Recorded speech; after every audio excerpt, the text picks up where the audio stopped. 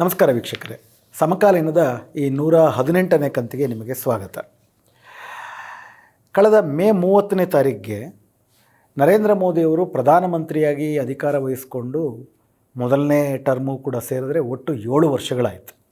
ನಿರಂತರವಾಗಿ ಹೆಚ್ಚು ಕಡಿಮೆ ಅದೇ ಕ್ಯಾಬಿನೆಟ್ಟು ಮತ್ತು ಅದೇ ಪ್ರಧಾನಮಂತ್ರಿ, ಮುಖ್ಯವಾಗಿ ಅದೇ ನೀತಿ, ಅದೇ ಸೈದ್ಧಾಂತಿಕ ರಾಜಕೀಯ ದೃಷ್ಟಿಕೋನ ಇರುವಂತಹ ಪಕ್ಷವೇ ಮುಂದುವರ್ಕೊಂಡು ಬಂದಿರೋದ್ರಿಂದ ಈ ಮೇ 30ಕ್ಕೆ ಈ ಆಡಳಿತಕ್ಕೆ, ಈ ಆಳ್ವಿಕೆಗೆ 7 ವರ್ಷ ತುಂಬಿದೆ ಅಂತಂದ್ಬಿಟ್ಟು ನಾವು ಕರಿಬೋದು. ಇದು ಕೇವಲ ನರೇಂದ್ರ ಮೋದಿಯವರ ಸರ್ಕಾರ ಅಂತ ಕರೆಯೋದು ಒಂದು ಸಂಸದೀಯ ರಾಜಕಾರಣದಲ್ಲಿ ಪ್ರಧಾನಮಂತ್ರಿಯೇ ಪ್ರಧಾನವಾದಂಥ ಜವಾಬ್ದಾರಿ ಎನ್ನುವ ಕಾರಣಕ್ಕಾಗಿ ಹಾಗೆ ಹೇಳಲಾಗುತ್ತೆ. ಅದರ ಹಿಂದೆ ಅದೊಂದು ಪಕ್ಷ ಇರ್ತದೆ. BJP ಪಕ್ಷಕ್ಕೆ ಬರೋದಾದರೆ ಒಂದು ಕಡೆ ಅವರ ಕಾರ್ಪೊರೇಟ್ ಸ್ನೇಹಿತರಿದ್ದಾರೆ, ಇನ್ನೊಂದು ಕಡೆ ಅವರ RSS ಗುರುಗಳಿದ್ದಾರೆ. ಈ RSS, ಕಾರ್ಪೊರೇಟು ಮತ್ತು BJP ಪಕ್ಷದ ಒಟ್ಟಾರೆ ಒಂದು ರಾಜಕೀಯ ಸೈದ್ಧಾಂತಿಕ ಸಿದ್ಧಾಂತಗಳೇನಿದ್ದಾವೆ ಅದು ಕಳೆದ 7 ವರ್ಷಗಳಿಂದ ಈ ದೇಶವನ್ನು ಆಳ್ವಿಕೆ ಮಾಡ್ಕೊಂಡು ಬಂದಿದೆ. ಹೀಗಾಗಿ ಕಳೆದ 7 ವರ್ಷದಲ್ಲಿ ಭಾರತದ ಸಾಮಾಜಿಕ, ರಾಜಕೀಯ, ಸಾಂಸ್ಕೃತಿಕ, ಆರ್ಥಿಕ ಬದುಕಿನಲ್ಲಿ ಯಾವ ರೀತಿಯಾದಂಥ ಪರಿಣಾಮಗಳನ್ನು ಈ 7 ವರ್ಷದ ಆಳ್ವಿಕೆ ತಂದಿದೆ ಎನ್ನುವಂಥದ್ದು ಭಾರತದ ನಾಗರಿಕರಾಗಿ ನಾವು ಅದನ್ನು ಚರ್ಚೆ ಮಾಡಲೇಬೇಕಾಗಿರುವಂಥ ವಿಷಯ. ಯಾಕಂದರೆ ಒಂದು ದೇಶದ ಜೀವಮಾನದಲ್ಲಿ 7 ವರ್ಷ ಅನ್ನುವಂಥದ್ದು, 7 ವರ್ಷ ಒಂದೇ ಬಗೆಯ ಸರ್ಕಾರ ಅಧಿಕಾರದಲ್ಲಿ ಇದ್ದರೆ ಅದು ಮಹತ್ತರವಾದಂಥ ಬದಲಾವಣೆಗಳನ್ನು, ಅದು ಕೆಟ್ಟದಿರ್ಬೋದು ಒಳ್ಳೆಯದಿರ್ಬೋದು, ತರೋದಕ್ಕೆ 7 ವರ್ಷ ಸಾಕಷ್ಟು ಅವಧಿಯಾಗಿರ್ತದೆ. ಯಾಕಂತಂದರೆ ನೀವು ಜಗತ್ತಿನ ಇತಿಹಾಸವನ್ನು ಕೂಡ ನೀವು ತೆಗೆದುಕೊಂಡು ನೋಡೋದಾದರೆ 20ನೇ ಶತಮಾನದ ಪ್ರಾರಂಭದಲ್ಲಿ ಇಡೀ ಜಗತ್ತು ತುಂಬ ದೊಡ್ಡ ಆರ್ಥಿಕ ಬಿಕ್ಕಟ್ಟನ್ನು ಎದುರಿಸ್ತಿದ್ದಾಗ 1929ರ ನಂತರ ಗ್ರೇಟ್ ಡಿಪ್ರೆಷನ್ ಅಂತ ಕರೆದ್ರು. ಅದೇ ನಂತರ 2ನೇ ಮಹಾಯುದ್ಧಕ್ಕೂ ಕೂಡ ದಾರಿ ಕೊಡ್ತು.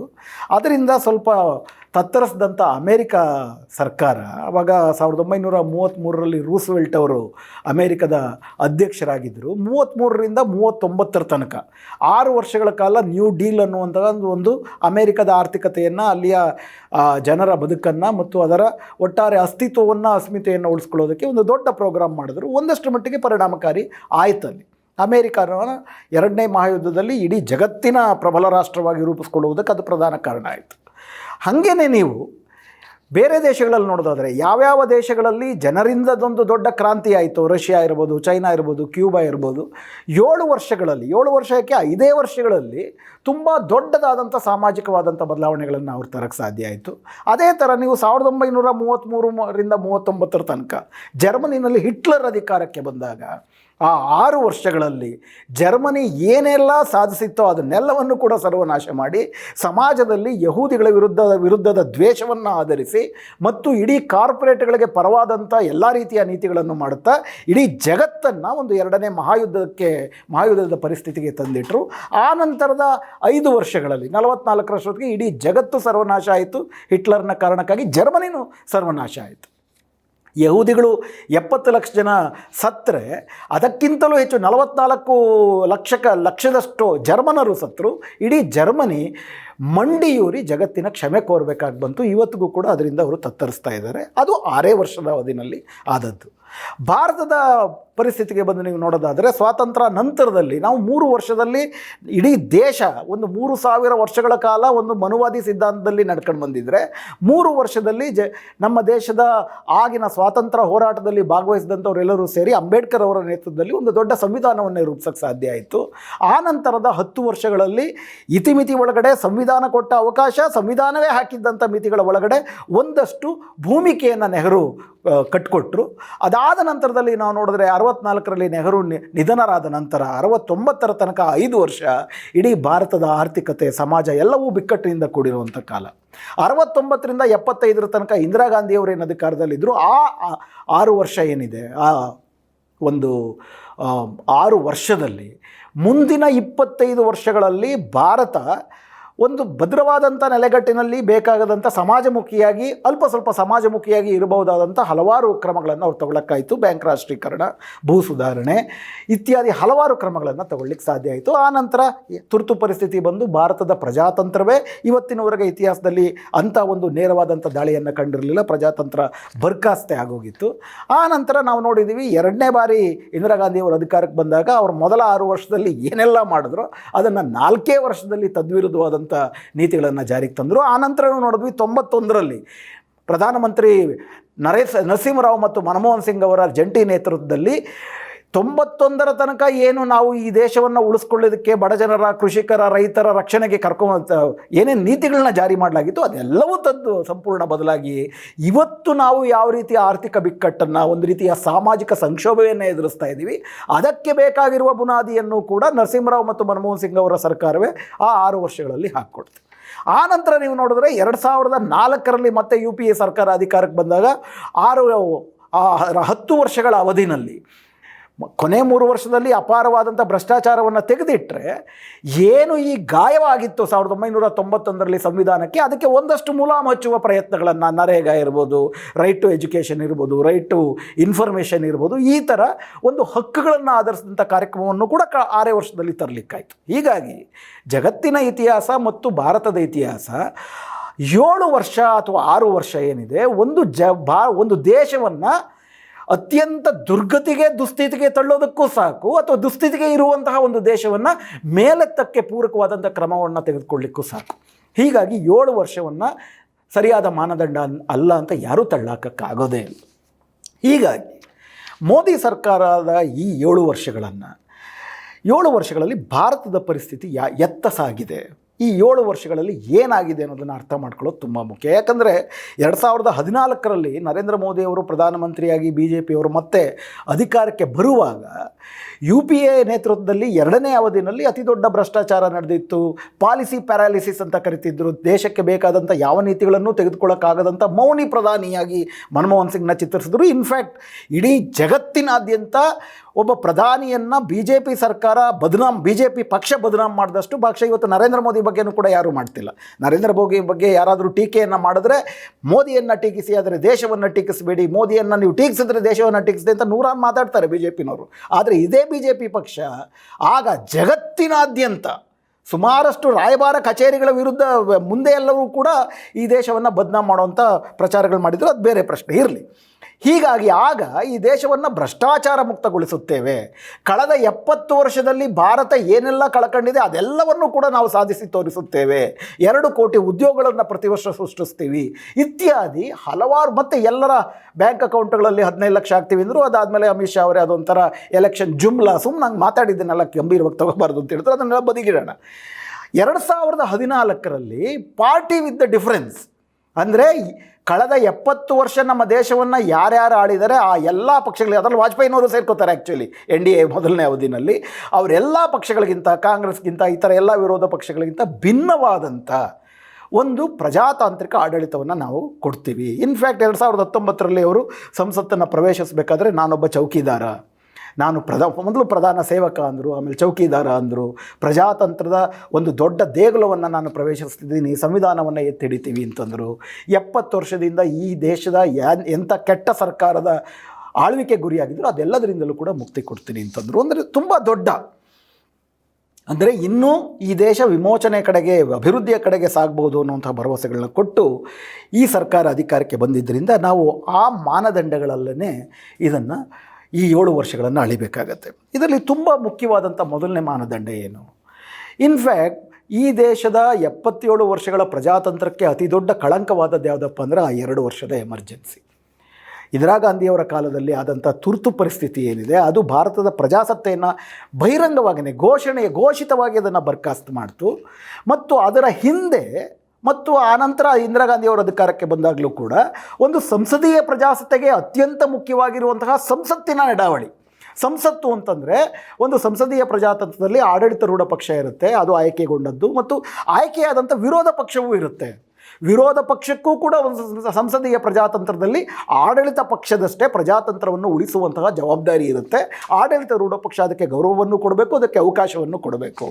ಹಾಗೆಯೇ ಸಂಸತ್ತಿನ ಒಳಗಡೆ ಲೋಕಸಭೆ, ರಾಜ್ಯಸಭೆ ಇತ್ಯಾದಿಗಳಲ್ಲಿ ಈ ದೇಶದ ಜನರ ಬದುಕಿಗೆ, ದೇಶದ ಭವಿಷ್ಯಕ್ಕೆ ಬೇಕಾದಂಥ ಯಾವುದಾದ್ರೂ ಕಾನೂನುಗಳನ್ನು ರೂಪಿಸಬೇಕು ಅಂತಂದರೆ ಮೊದಲು ಅದು ಮಸೂದೆಯ ರೂಪದಲ್ಲಿ ವಿಸ್ತೃತವಾದಂಥ ಚರ್ಚೆಗೆ ಅದು ಒಳಪಡುತ್ತೆ. ಲೋಕಸಭೆಯಲ್ಲಿ, ರಾಜ್ಯಸಭೆಯಲ್ಲಿ ಎರಡೂ ಕಡೆ ಅದು ವಿಸ್ತೃತವಾದಂಥ ಚರ್ಚೆಗೆ ಒಳಪಡಬೇಕು. ಭಿನ್ನಾಭಿಪ್ರಾಯ ಇತ್ತು ಅಂತಂದರೆ ಸಬ್ಜೆಕ್ಟ್ ಕಮಿಟಿಗಳು, ಅಂದರೆ ಅದಕ್ಕೆ ಸಂಸದೀಯ ಸಮಿತಿಗಳು ಅದನ್ನು ಆಳವಾಗಿ ದೇಶದ ಪರಿಣಿತರ ಸಲಹೆಗಳನ್ನು ತೆಗೆದುಕೊಂಡು ದೇಶದ ಜನರಿಗೆ ಅನುಕೂಲವಾದಂಥ ಕಾನೂನನ್ನು ರೂಪಿಸೋದಕ್ಕೆ ಅದನ್ನು ಸಂಸದೀಯ ಸಮಿತಿಗಳಿಗೆ ಕೊಡಲಾಗ್ತಾ ಇತ್ತು.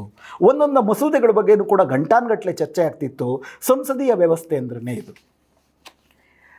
ತುರ್ತು ಪರಿಸ್ಥಿತಿಯ ಕಾಲದಲ್ಲದಾಗಿರಲಿಲ್ಲ, ಅಥವಾ ಯಾವುದೇ ಸರ್ವಾಧಿಕಾರಿಯಾಗಿದ್ದಾಗ ಒಬ್ಬ ಮನುಷ್ಯ ಆ ವ್ಯಕ್ತಿಯ ಮೇಲೇ ಇಡೀ ಪಕ್ಷ ನಿಂತಾಗ, ಆ ವ್ಯಕ್ತಿಯ ಬಗ್ಗೆ ಒಂದು ದೇಶ ಸಿಕ್ಕಾಪಟ್ಟೆ ನಂಬಿಕೆಯನ್ನು ಇಟ್ಟಾಗ ಇಂದಿರಾ ಗಾಂಧಿಯವರು ಆ ಥರದ ಒಂದು ಅಧಿಕಾರವನ್ನು ಪಡ್ಕೊಂಡಿದ್ದರು, ಸರ್ವಾಧಿಕಾರಿ ಆಗ್ತಾರೆ. ಇವತ್ತು ಮೋದಿ ಆ ರೀತಿ ಆಗ್ತಿದ್ದಾರೆ. ಆವಾಗ ಯಾರೂ ಕೂಡ ಅವರ ಬಗ್ಗೆ ಏನೂ ಮಾತಾಡೋಕ್ಕೆ ಆಗೋದಿಲ್ಲ. ಇವತ್ತು ಇನ್ಫ್ಯಾಕ್ಟ್ BJPಯ ಉಪಾಧ್ಯಕ್ಷೆಯಾಗಿರುವಂತಹ ತೇಜಸ್ವಿನಿ ಅನಂತಕುಮಾರ್ ಅವರನ್ನೇ ಒಂದು ಟ್ವೀಟ್ ಮಾಡಿದ್ದಾರೆ.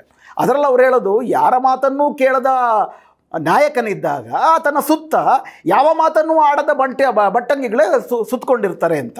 ಆ ಥರದ ಪರಿಸ್ಥಿತಿ ಒಂದು ಸಂಸದೀಯ ಪ್ರಜಾಸತ್ತೆಗೆ ಒಳ್ಳೆಯದಲ್ಲ. ಈ ಹಿಂದೆ ಹಂಗಿತ್ತು ಈ ದೇಶದಲ್ಲಿ.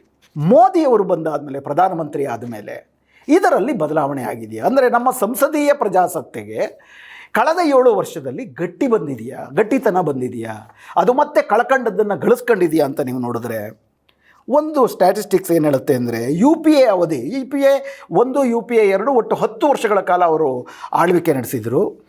UPA ಅವಧಿನಲ್ಲಿ ಇವರು ಶಾಸನಗಳನ್ನು ಜಾರಿ ಮಾಡದೇ ಇರಬೇಕಾದ್ರೆ ಅನುಸರಿಸುವಂತಹ ದಾರಿ ಸರ್ಕಾರಗಳೇನಪ್ಪ ಅಂದರೆ ಸುಗ್ರೀವಾಜ್ಞೆಗಳನ್ನು ತಂದುಬಿಡೋದು. ಒಂದು ಸುಗ್ರೀವಾಜ್ಞೆ 6 ತಿಂಗಳ ಕಾಲ ಇರುತ್ತೆ, ಅದನ್ನು 2 ಸತಿ ನೀವು ಮತ್ತೆ ಅದನ್ನು ಸುಗ್ರೀವಾಜ್ಞೆಗೆ ಜೀವ ಕೊಡ್ಬೋದು. ಅಂದರೆ ಲೋಕಸಭೆ ರಾಜ್ಯಸಭೆಗಳಲ್ಲಿ ಚರ್ಚೆ ಮಾಡೋಕ್ಕೆ ಸಿದ್ಧವಿಲ್ಲದಿದ್ದಾಗ ಸರ್ಕಾರ ಒಂದು ಸರ್ವಾಧಿಕಾರದ ರೂಪದಲ್ಲಿ ಸುಗ್ರೀವಾಜ್ಞೆಯನ್ನು ಜಾರಿಗೆ ತರ್ತದೆ. UPA ಸರ್ಕಾರ 10 ವರ್ಷಗಳಲ್ಲಿ 76 ಸುಗ್ರೀವಾಜ್ಞೆಯನ್ನು ಜಾರಿಗೆ ತಂದಿತ್ತು. ಹೀಗಾಗಿ ಮೋದಿ ಸರ್ಕಾರ ಆ ರೀತಿ ಮಾಡಲ್ಲ ಅಂತ ನಾವು ನಿರೀಕ್ಷೆ ಮಾಡಬೇಕಾಗಿತ್ತು. ಆದರೆ ಮೋದಿ ಸರ್ಕಾರ 7 ವರ್ಷದಲ್ಲೇ 77 ಸುಗ್ರೀವಾಜ್ಞೆಗಳನ್ನ ತಂದಿದ್ದಾರೆ. ಅಂದರೆ UPAಗಿಂತ ಇನ್ನೂ ಕೆಟ್ಟ ರೆಕಾರ್ಡ್ ಅವರು ಹೊಂದಿದ್ದಾರೆ. ಅದೇ ರೀತಿ UPA ಸರ್ಕಾರದಲ್ಲಿ ಸುಮಾರು 70% ಮಸೂದೆಗಳನ್ನು ಸಂಸದೀಯ ಸಮಿತಿಗಳ ಚರ್ಚೆಗೆ ಒಳಪಡಿಸಲಾಗ್ತಿತ್ತು. 70%. ಆದರೆ ಅಂದರೆ ಸಂಸದೀಯ ನಡವಳಿಕೆಗಳ ಬಗ್ಗೆ ಗೌರವವೇ ಇರಲ್ಲ ಕಾಂಗ್ರೆಸ್ಗೆ ಅಂತ ಅಂದ್ಬಿಟ್ಟು ನಾವೇನು ಹೇಳ್ತೀವಿ, ಅಂಥ ಕಾಂಗ್ರೆಸ್ ಪಕ್ಷವೇ 70% ಚರ್ಚೆಯನ್ನು ಸಂಸದೀಯ ಸಮಿತಿಗೆ ಒಳಪಡಿಸಿತ್ತು. ಮೋದಿಯವರು ಅದಕ್ಕಿಂತ ಉತ್ತಮವಾಗಿ ನಡ್ಕೊಳ್ಬೇಕು, 70 80 ಮಾಡಬೇಕಾಗಿತ್ತು ಅಂತ ಅಂದ್ಬಿಟ್ಟು ಯಾರಾದರೂ ಡೆಮಾಕ್ರಸಿ ಮೇಲೆ ನಂಬಿಕೆ ಇಟ್ಟವರು, ಮೋದಿಯವರು ಎಲ್ಲರಿಗಿಂತ ಇಡೀ 77 ವರ್ಷದಲ್ಲೇ ಕಂಡರಿಯದ ಡೆಮಾಕ್ರಾಟ್ ಅಂತ ಯಾರಾದರೂ ಹೇಳಿದ್ರೆ ನಾವು ಇದನ್ನು ನಿರೀಕ್ಷಿಸ್ತೀವಿ. ಆದರೆ ಮೋದಿಯವರ ಟ್ರ್ಯಾಕ್ ರೆಕಾರ್ಡ್, ಮೋದಿಯವರು ಅಂತಂದರೆ ಅವರ ಸರ್ಕಾರದ ಟ್ರ್ಯಾಕ್ ರೆಕಾರ್ಡ್ ಏನಪ್ಪ ಅಂತಂದರೆ ಬರೀ 25% ಮಾತ್ರ.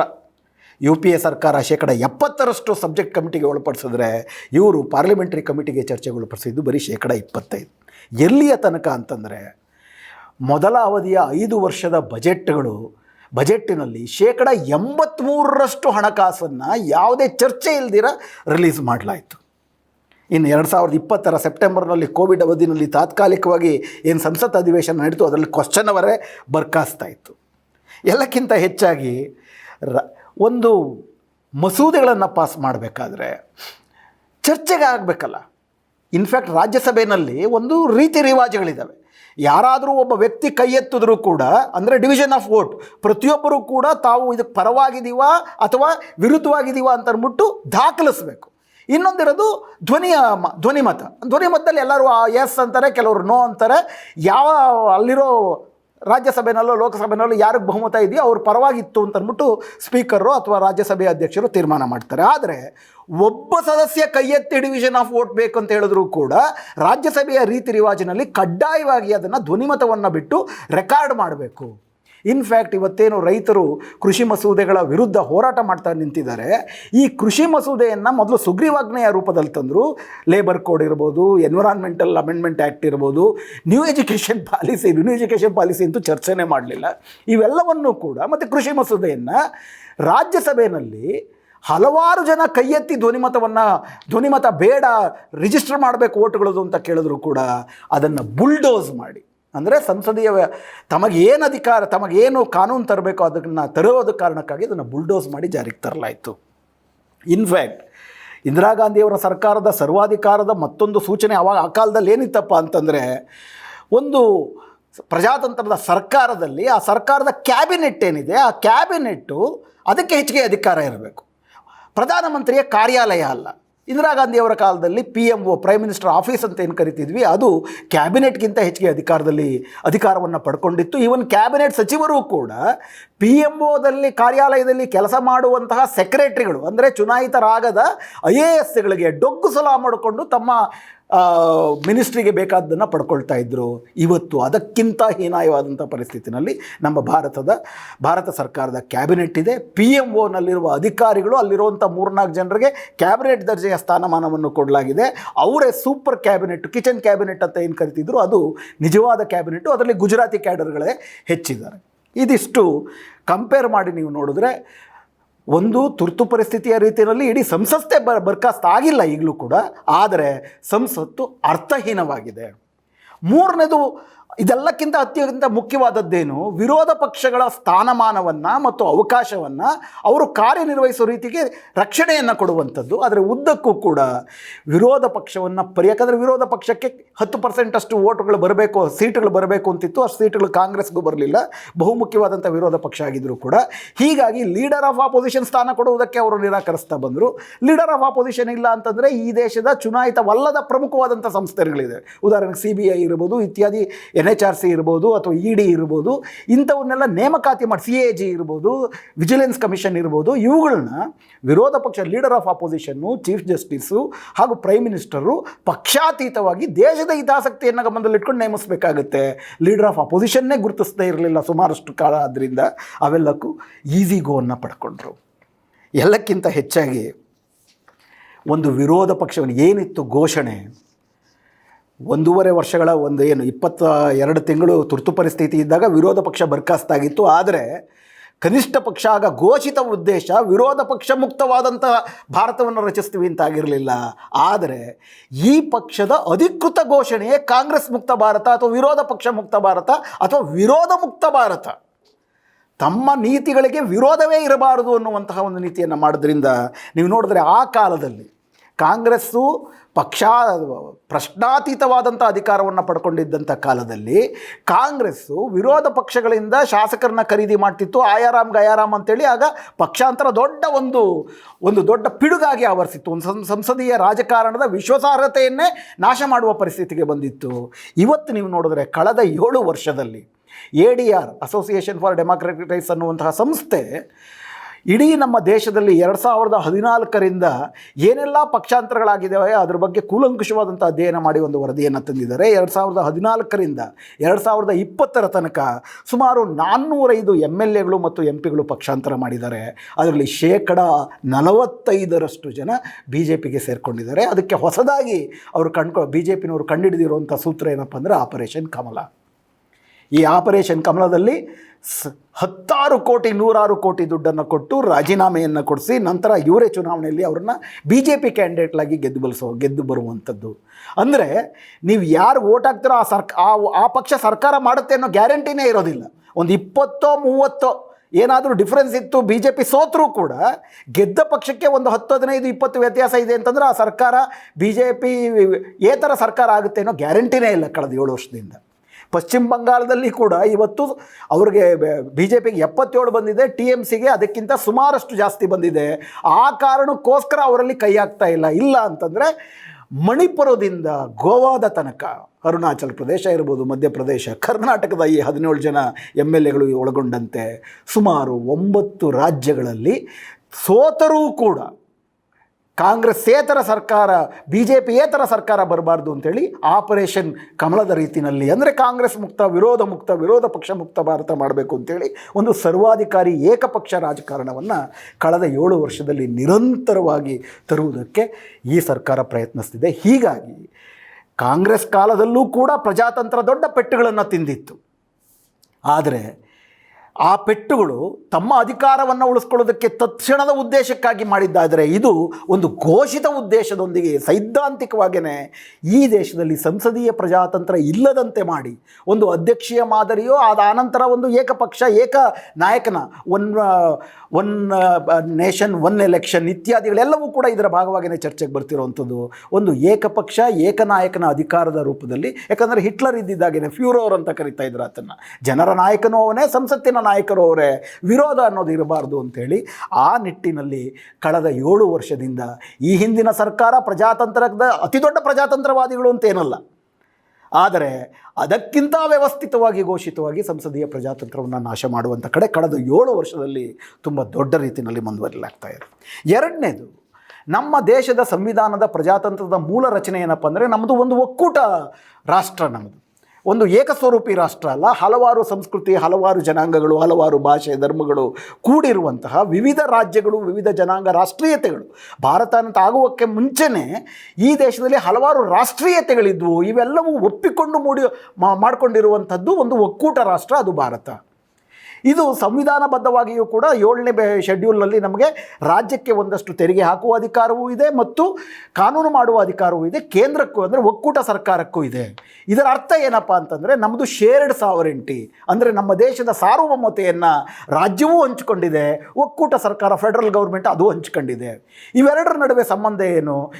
ರಾಜ್ಯ ಸರ್ಕಾರಗಳ ಬಾಬತ್ತುಗಳಲ್ಲಿ ಒಕ್ಕೂಟ ಸರ್ಕಾರ ಮಧ್ಯಪ್ರವೇಶ ಮಾಡಬಾರ್ದು, ಹಾಗೆಯೇ ಒಕ್ಕೂಟ ಸರ್ಕಾರಕ್ಕೆ ಸೀಮಿತವಾಗಿರುವಂಥ ಹಲವಾರು ಅವಕಾಶಗಳೇ ಅಲ್ಲಿ ಇವ್ರು ಕೈ ಹಾಕಬಾರ್ದು ಅನ್ನೋಂಥದ್ದು. ಆದರೆ BJP ಸರ್ಕಾರ, ಮೋದಿ ಸರ್ಕಾರ ಅಧಿಕಾರಕ್ಕೆ ಬರೋಕ್ಕೆ ಮುಂಚೆ ನಾವು ಈಗಾಗಲೇ ಮಾತಾಡ್ದಂಗೆ ಕಾಂಗ್ರೆಸ್ ಮಾದರಿ ಸರ್ಕಾರ ಇತ್ತು. ಡಾಮಿನೆಂಟ್ ಪಾರ್ಟಿ ಸಿಸ್ಟಮ್ ಅಂತ ಕರೀತಾರೆ, ಅದನ್ನು ಕಾಂಗ್ರೆಸ್ಸೇ ಡಾಮಿನೆಂಟ್ ಪಾರ್ಟಿಯಾಗಿತ್ತು. ಅದರಲ್ಲಿ ಹಾಗೆ ನೀವು ನೋಡೋದಾದರೆ ಹೆಚ್ಚು ಕಡಿಮೆ 1975 ತನಕ ಕೂಡ ಕಾಂಗ್ರೆಸ್, 77 ತನಕನೂ ಕೂಡ ಕಾಂಗ್ರೆಸ್ ಪಕ್ಷವೇ ಕೇಂದ್ರದಲ್ಲಿತ್ತು. 1969 ತನಕ ಬಹುಪಾಲು ರಾಜ್ಯಗಳಲ್ಲಿ ಕೂಡ ಕಾಂಗ್ರೆಸ್ ಪಕ್ಷವೇ ಅಧಿಕಾರದಲ್ಲಿತ್ತು. ಹೀಗಾಗಿ ಏಕಪಕ್ಷ ಸರ್ಕಾರವೇ, ಒಂದು ಪಕ್ಷ ಡಾಮಿನೆಂಟ್ ಆಗಿರುವಂತಹ ಸರ್ಕಾರ ಇತ್ತು.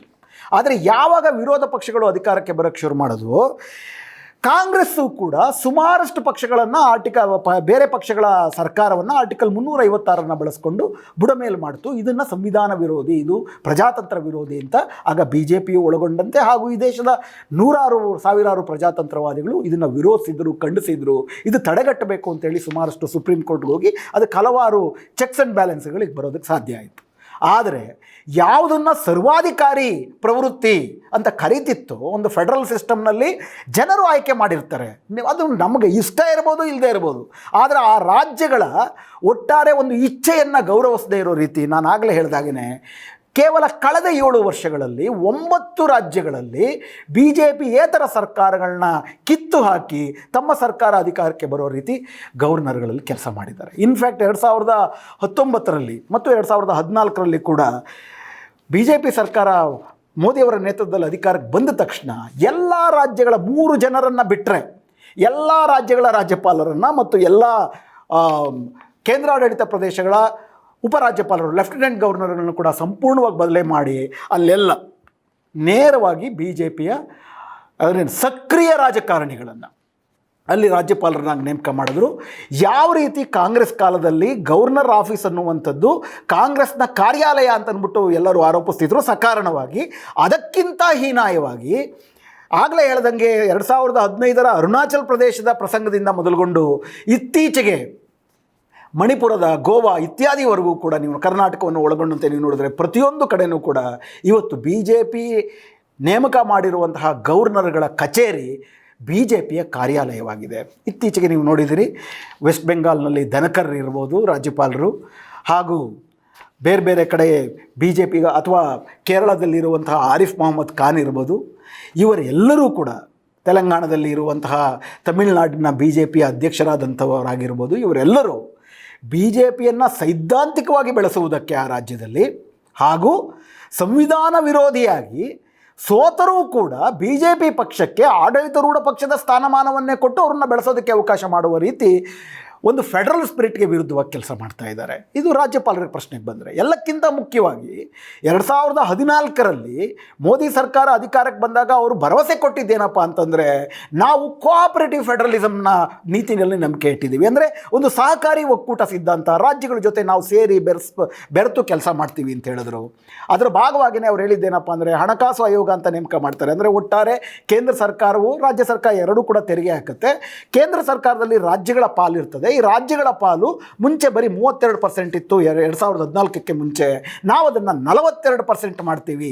ಹೀಗಾಗಿ ನಾವು ರಾಜ್ಯಗಳು ಬೆಳೆಯೋದಕ್ಕೆ ಅವಕಾಶ ಕೊಡ್ತೀವಿ ಅಂತ ತುಂಬ ದೊಡ್ಡ ನಿರೀಕ್ಷೆಗಳನ್ನು ಹುಟ್ಟಾಕಿದ್ರು.